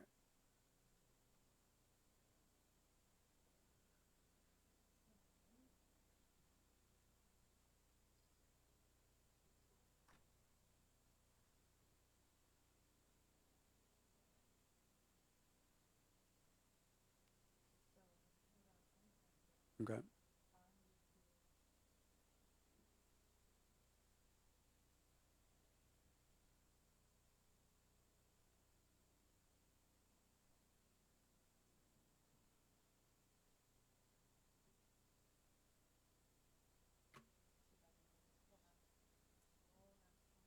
Okay. You're fine.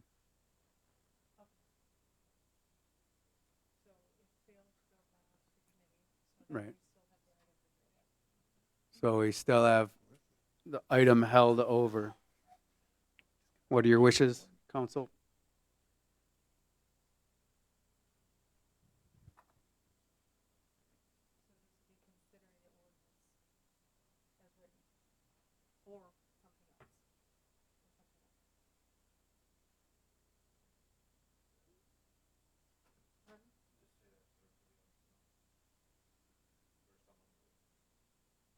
So now we're considering the item as written, so considering the ordinance, unless somebody is, an alderperson is going to make a motion for something different. But we're back to considering the item of approving the ordinance as written.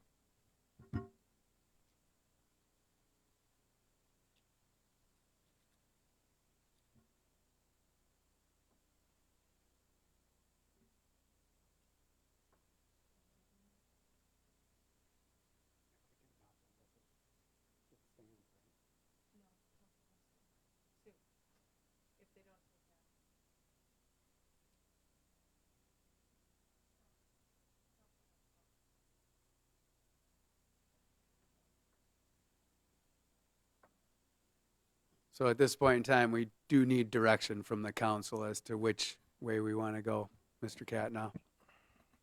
Motion by Catnaugh to So since this item does need action, I'll make a motion to table this item until 2026.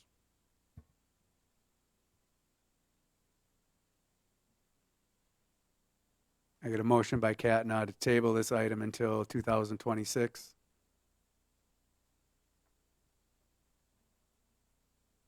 I got a second by Delaney.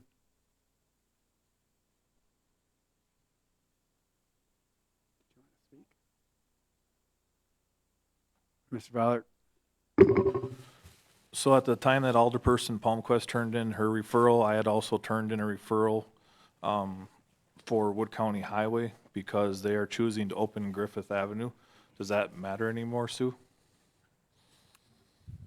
Well, I guess it depends what the council decides to do with the ordinance tonight. I mean, the ordinance that advanced out of Public Works was an ordinance to open all streets.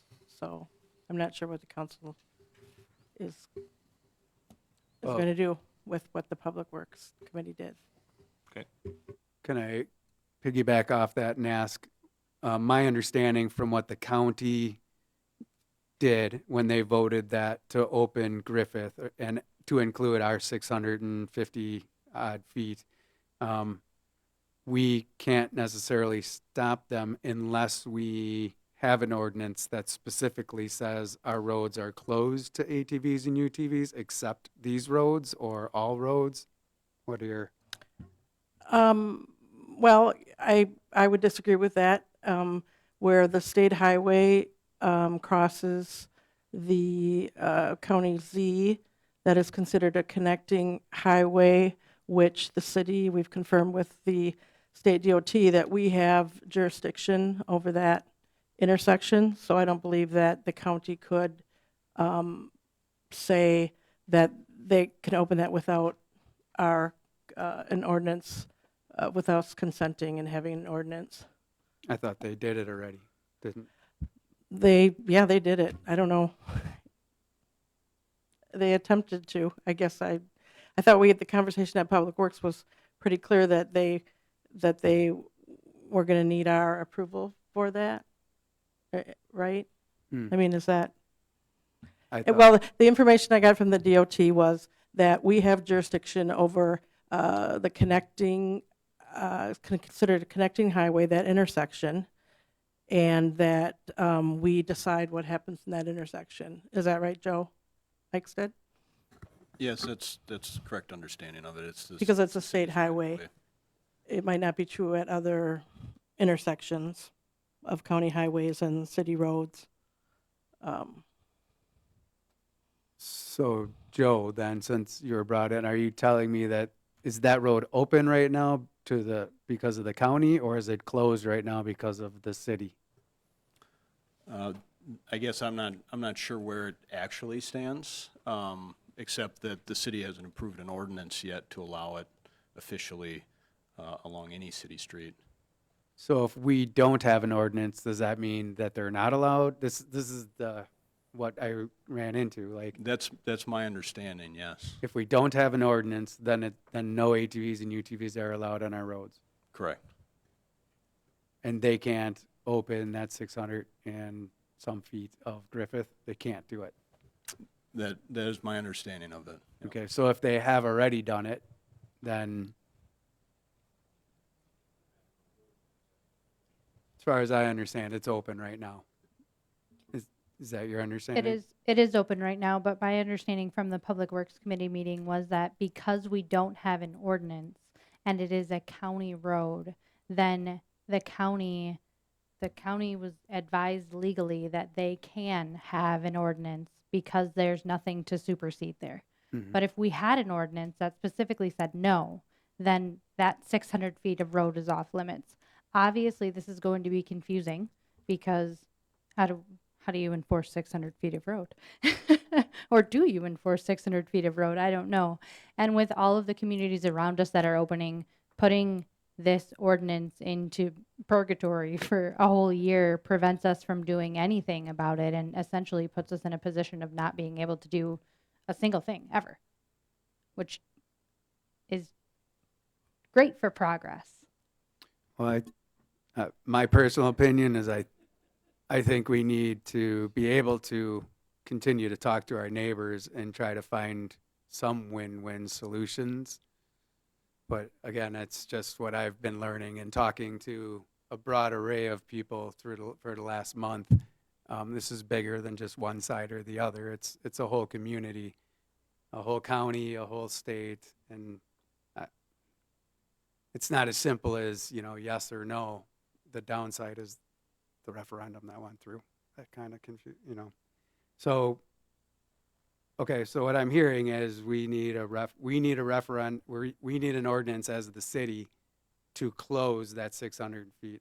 Or we need an ordinance that says we're closed everywhere else except for that 600 and whatever feet, so that they can use it if we wanted to do that, and give them something to be able to cross through. Yes, I'm not necessarily saying that the non-connecting highway portion of that intersection might not be able to be controlled by the county. I'm saying that intersection specifically, but without the intersection, it doesn't mean anything.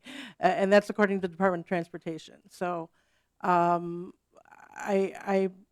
could see where they could control Z in the city up to that intersection if we do not have anything stating yes or no. But the intersection, I think we have jurisdiction over that intersection because it's a state highway, which we have allowed the state basically to have their highway there, right? It's considered a city street, and because it's because it's a state highway and that we have jurisdiction over that intersection. Not necessarily, I'm not necessarily agreeing that, the whole thing, but the intersection obviously is what's needed, so. So the question is, they opened it already, so now we have I was to- not aware of that. Well, when they made the motion at the Highway Commission, Right. Mhm. they voted to open it. So they took it upon themselves Mhm, to they open did. it. And it's being used right now? I don't know. I The- haven't been there. I didn't see the signs Okay. on my way home. So it shouldn't have been open yet. No, there were signs up that were no ATV, UTV traffic in Past that that certain section. point. Now those signs are gone. Okay. So removal of signs and passing the ordinance So abides by all statutes. But we have Wood County Chair here, if we want to ask. Lance, do you have anything to add to that, or is that more of a?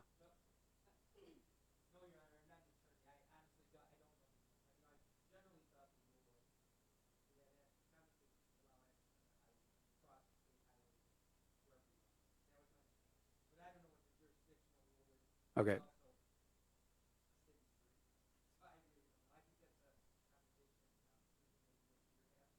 Been trying. Do we want to just keep having it? Because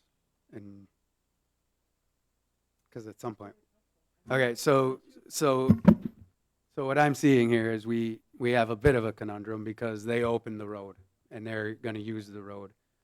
So then we could direct our law enforcement to enforce, but we kind of have to have an ordinance at this point to direct them as to what to do for that road. Either enforce our ordinances or leave it alone.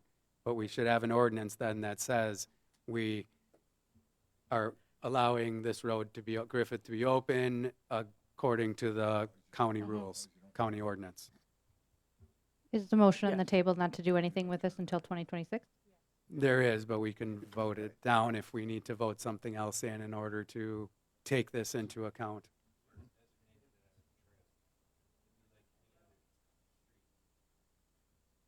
Right, but for lack of better words, they're forcing our hand after we didn't pass it through the referendum.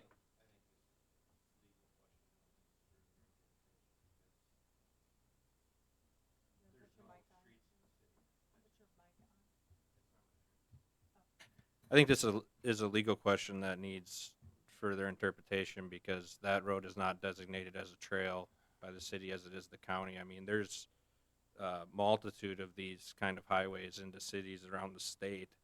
And it is not my belief, however, I'm not an attorney, that because a county would rule those highways as trails, that turns it into a trail throughout the entire city. So I would just say that what Mr. Plimmel said, let Sue and Peter talk about it, and the two attorneys, and see what they find from it.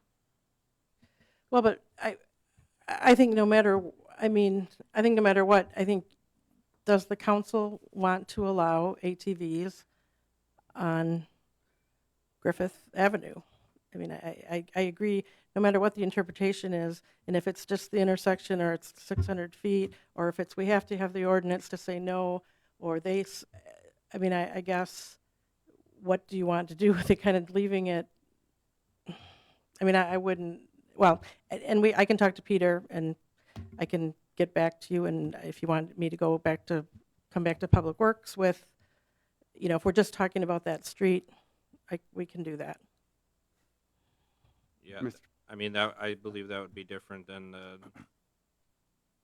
the current discussion, which is a citywide UTV ordinance. Okay, Mr. Lewis. I think the reason that I was not in favor of sending this back to committee is because I still think that circumvents the voice of the people in the referendum. Now, I'm not necessarily opposed to having the people speak up again and have the ability to vote on an ordinance that addresses some of these concerns that we heard. But for us to sit up here as council members who are supposed to be representatives of the people and say, we know what's best, despite, you know, some of the concerns that we heard, we can, without the people's say, make a change to what they voted on. I don't think it's fair. So, but at the same time, I don't know if moving this back to 2026 is the right thing either. That handicaps us of being able to bring this forth to the people again.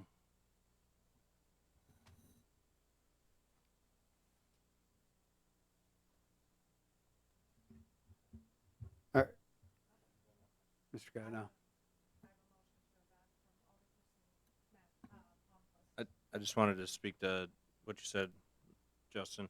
The only way to bring it back to the people is through a direct legislation, similar to what happened last time, which would be a gathering of signatures by the constituents. We will not have that option as a council. So that's why we had the referendum 2 months ago. So as it stands, whether it's Griffith or the whole city, I mean, the residents voted to not open the city.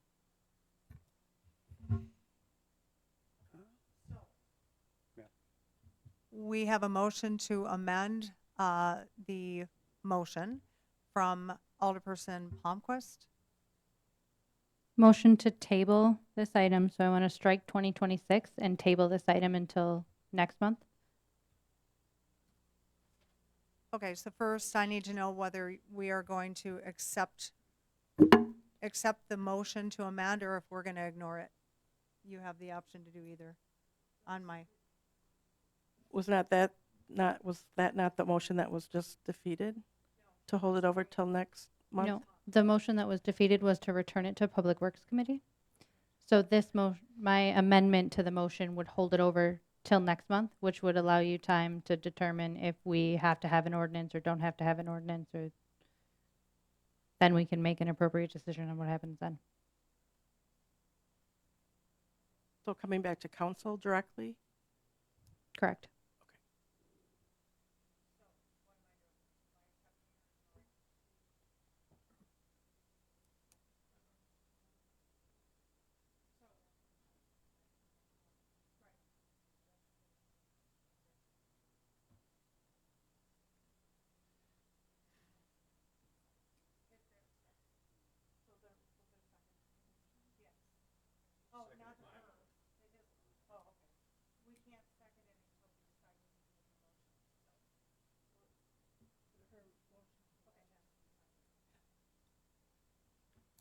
Her motion to amend her previous.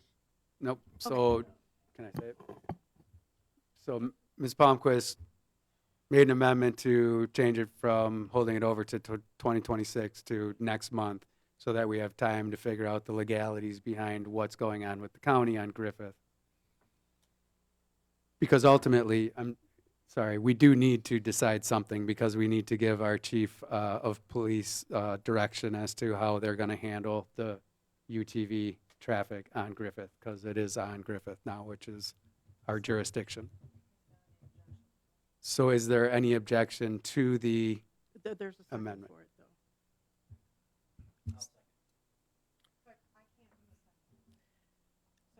Well, right, This isn't yeah, firm we need, second. yes. Amend what? You can't do a second to a motion? But he said he didn't accept her. Even if it's somebody else's motion.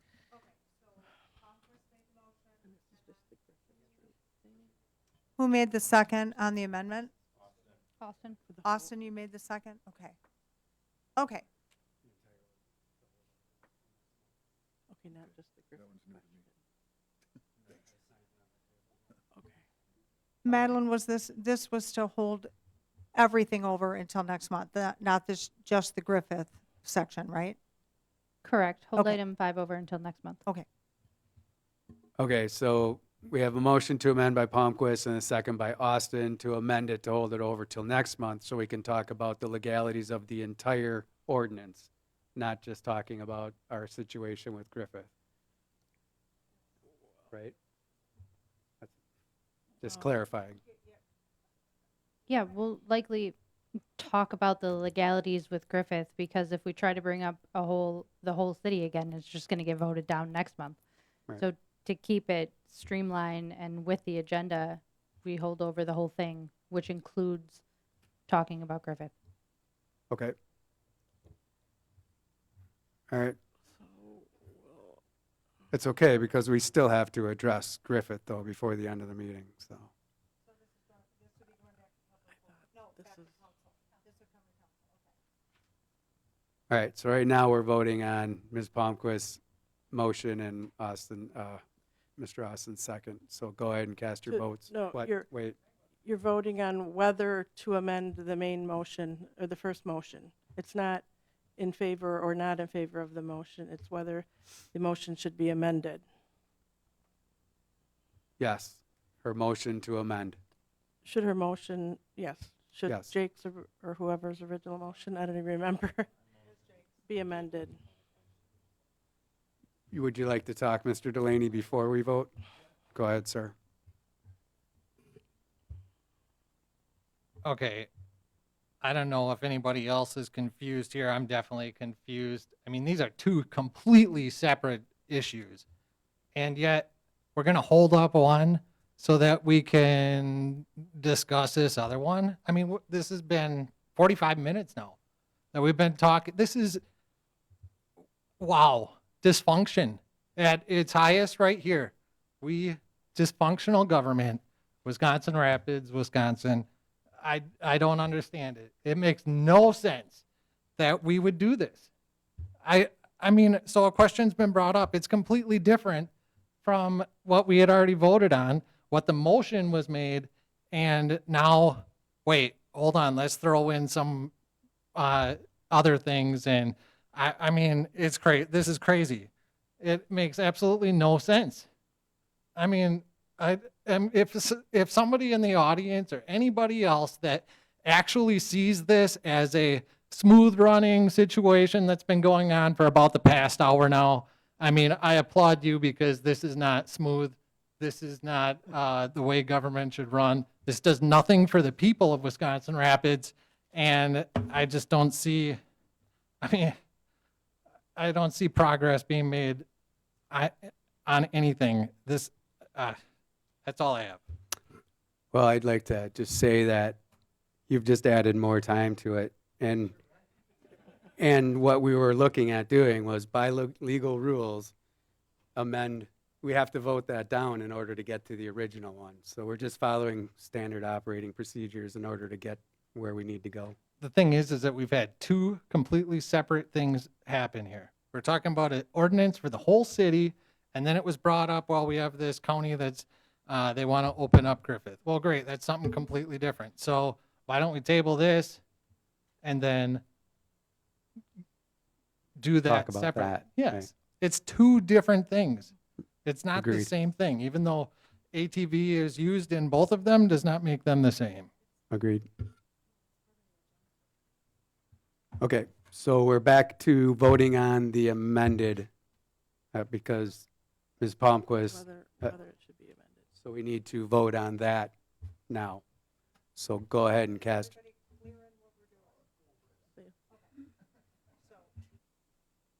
We are now voting on whether or not to amend Mr. Catnaw's original motion of tabling this item until 2026. So we're voting on whether we are going to amend that motion. And then if you vote to amend the motion, then you'll vote on, the amended motion will be Catnaw's motion with Palmquist's revision. Correct? If it passes. So right now, you're just voting on whether or not to amend the original motion that Mr. Catnaw made. Go ahead and cast your votes, please.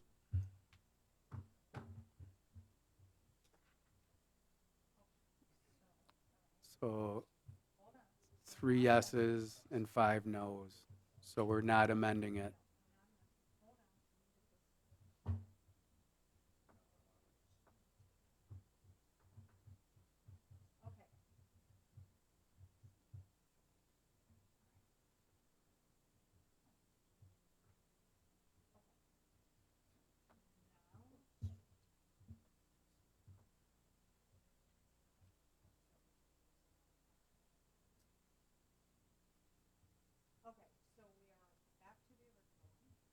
Right. Yeah, that's good practice. So now we're voting on the original motion again.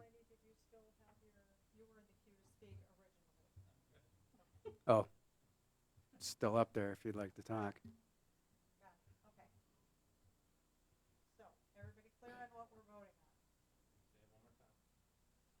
We're now voting on the motion to table this item until 2026.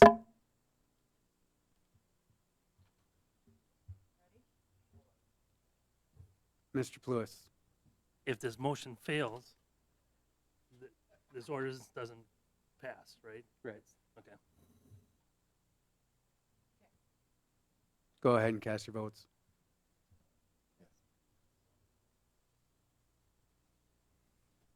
Motion fails. 5 nays to 3 yeas.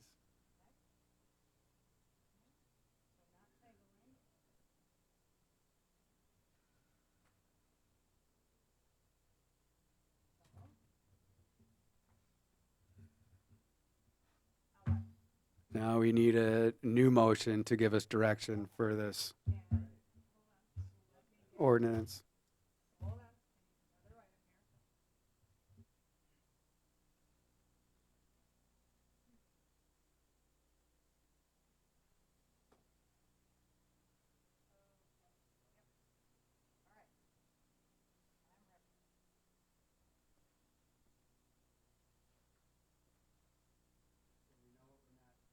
We know what we're not doing. We need to know what we are doing. Do we need a motion to do nothing? I don't think we need a motion to take no action, right? Well, I mean, I guess not. Then someone can bring it up next month, Mm-hmm. and then the month after. And I mean, I guess if you don't want the ordinance to pass, then vote on the ordinance right now. If you do want it to pass, then vote on the ordinance right now. And if you want to give it some time, just not 2 years, then decide on that time. Right.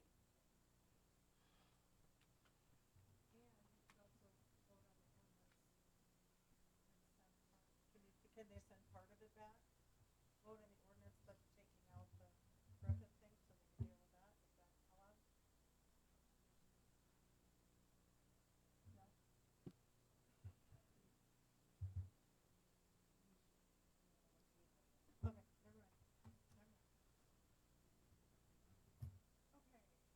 Mr. Pluis, motion.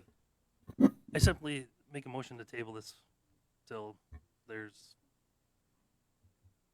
clear direction of how to move forward with this, bring it forth to the people in the form of referendum.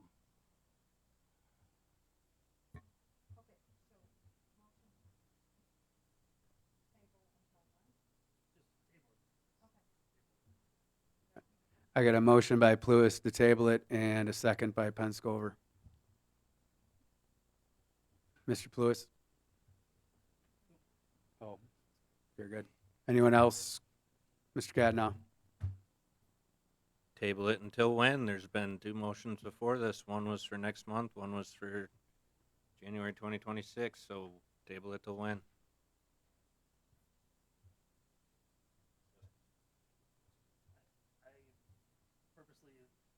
I purposely didn't put a date on when to table it because it could be, I don't want to handcuff us for a year, and I don't necessarily think it should come back maybe next month without some forethought on how to address having the people have a say in it, but I don't necessarily, a lot of times when something gets tabled, there isn't a deadline on how long that deadline, the table is, right? No. No deadline. Mr. Penscover? The attorneys were gonna hash this out somewhere down the line. I would like to give them an opportunity to come up with some type of clarity and then bring it up. I guess I would be looking 30 days maybe, just to have those conversations and see where we're at regarding Griffith.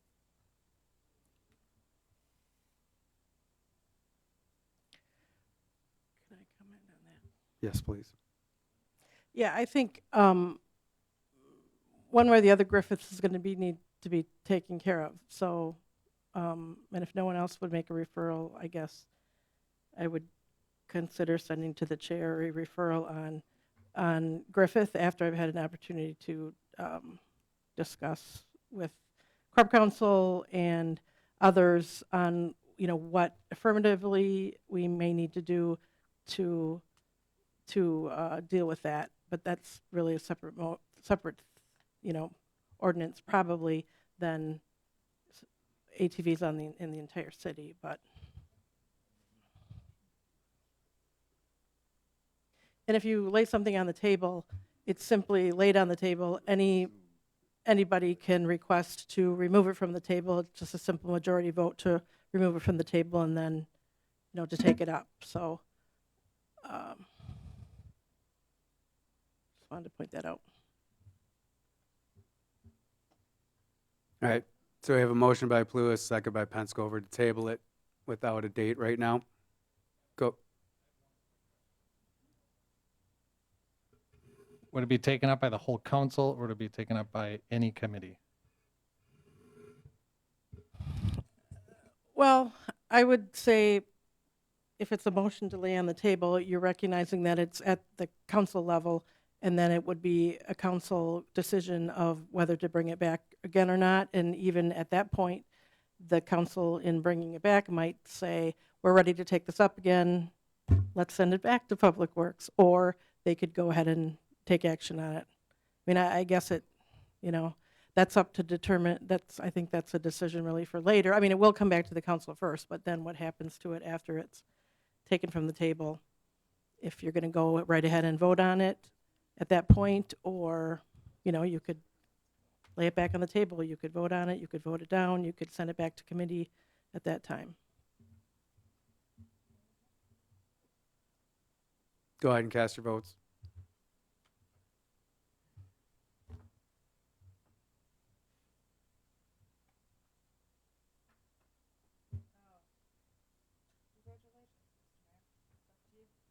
I vote to table it.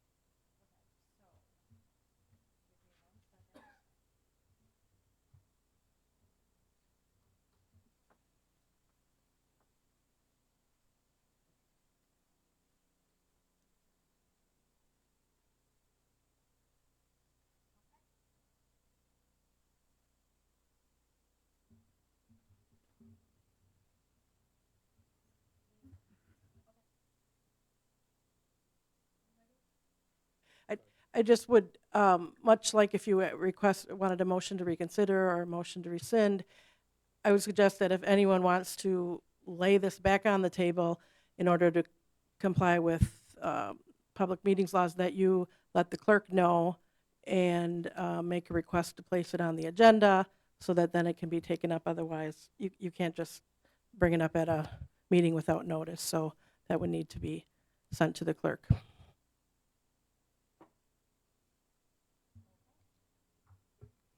Okay. Here it is. Item C. Human Resources Committee meeting held on January 7th, 2025. Mr. Delaney. The Wisconsin Rapids Human Resources Committee had a meeting on January 7th, 2024 at the council chambers at City Hall.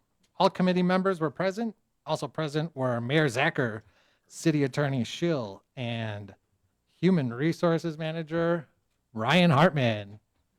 Item 1 was called to order. The meeting was called to order at 3:30 p.m. Item 2, committee may vote to go into closed session under section 19.81, para 1, para E, Wisconsin statutes, which reads, deliberating or negotiating the purchasing of public properties, the investing of public funds, or conducting other specified public business whenever competitive or bargaining reasons require a closed session. Motion by Pluis, second by Pollock to go into closed session. Roll call vote was taken. Motion carried 3-0. In closed session, the committee discussed negotiation and bargaining strategy regarding labor negotiations with WRPPA and IAFF. Item 3, the committee may return to open session, which it did not do. Item 4, if the committee does not adjourn in closed session, which it did, the committee will return to open session and may consider a successive labor agreement with IAFF and or WRPPA. So that's kind of confusing because we did adjourn in closed session. Motion by Pluis, second by Pollock. The meeting adjourned in closed session at 4:35 p.m. And I'll make a motion to approve these minutes from the Human Resources Committee. I got a motion by Delaney, seconded by Pollock. What are your wishes? Oh, I'm sorry. Go ahead. Any questions, comments? I'm a little thrown off here. Go ahead and cast your votes.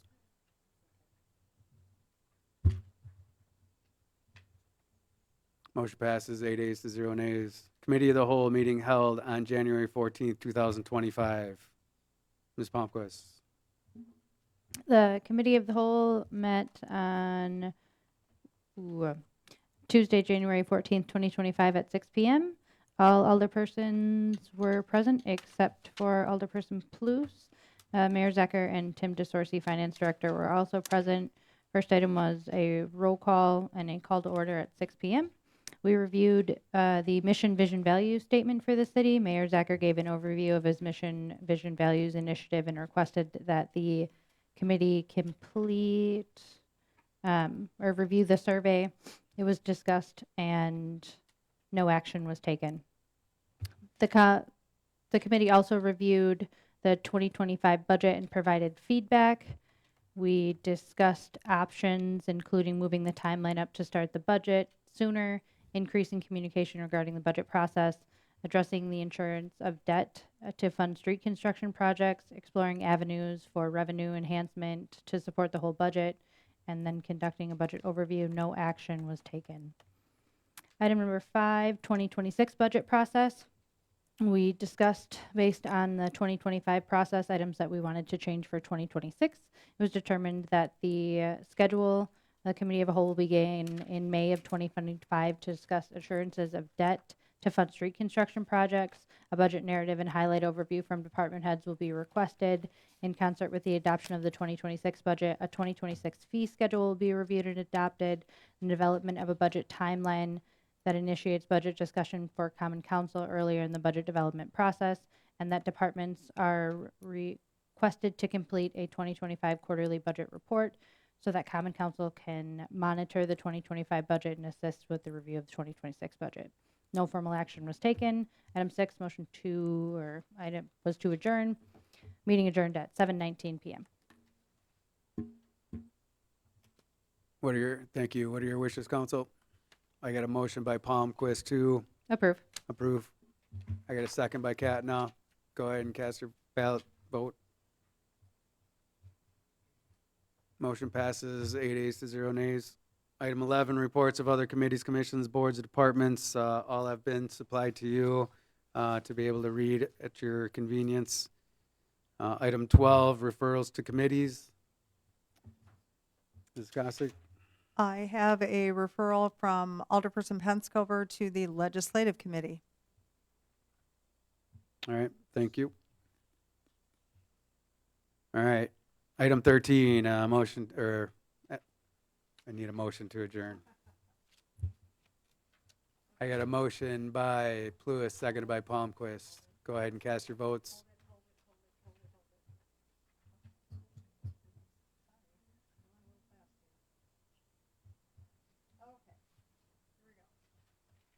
Go ahead and cast your votes.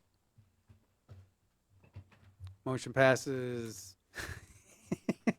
Sorry, 7 ayes to 1 nay. Meeting closes at 8:10 p.m. Thank you, everybody, for your patience and time in coming to.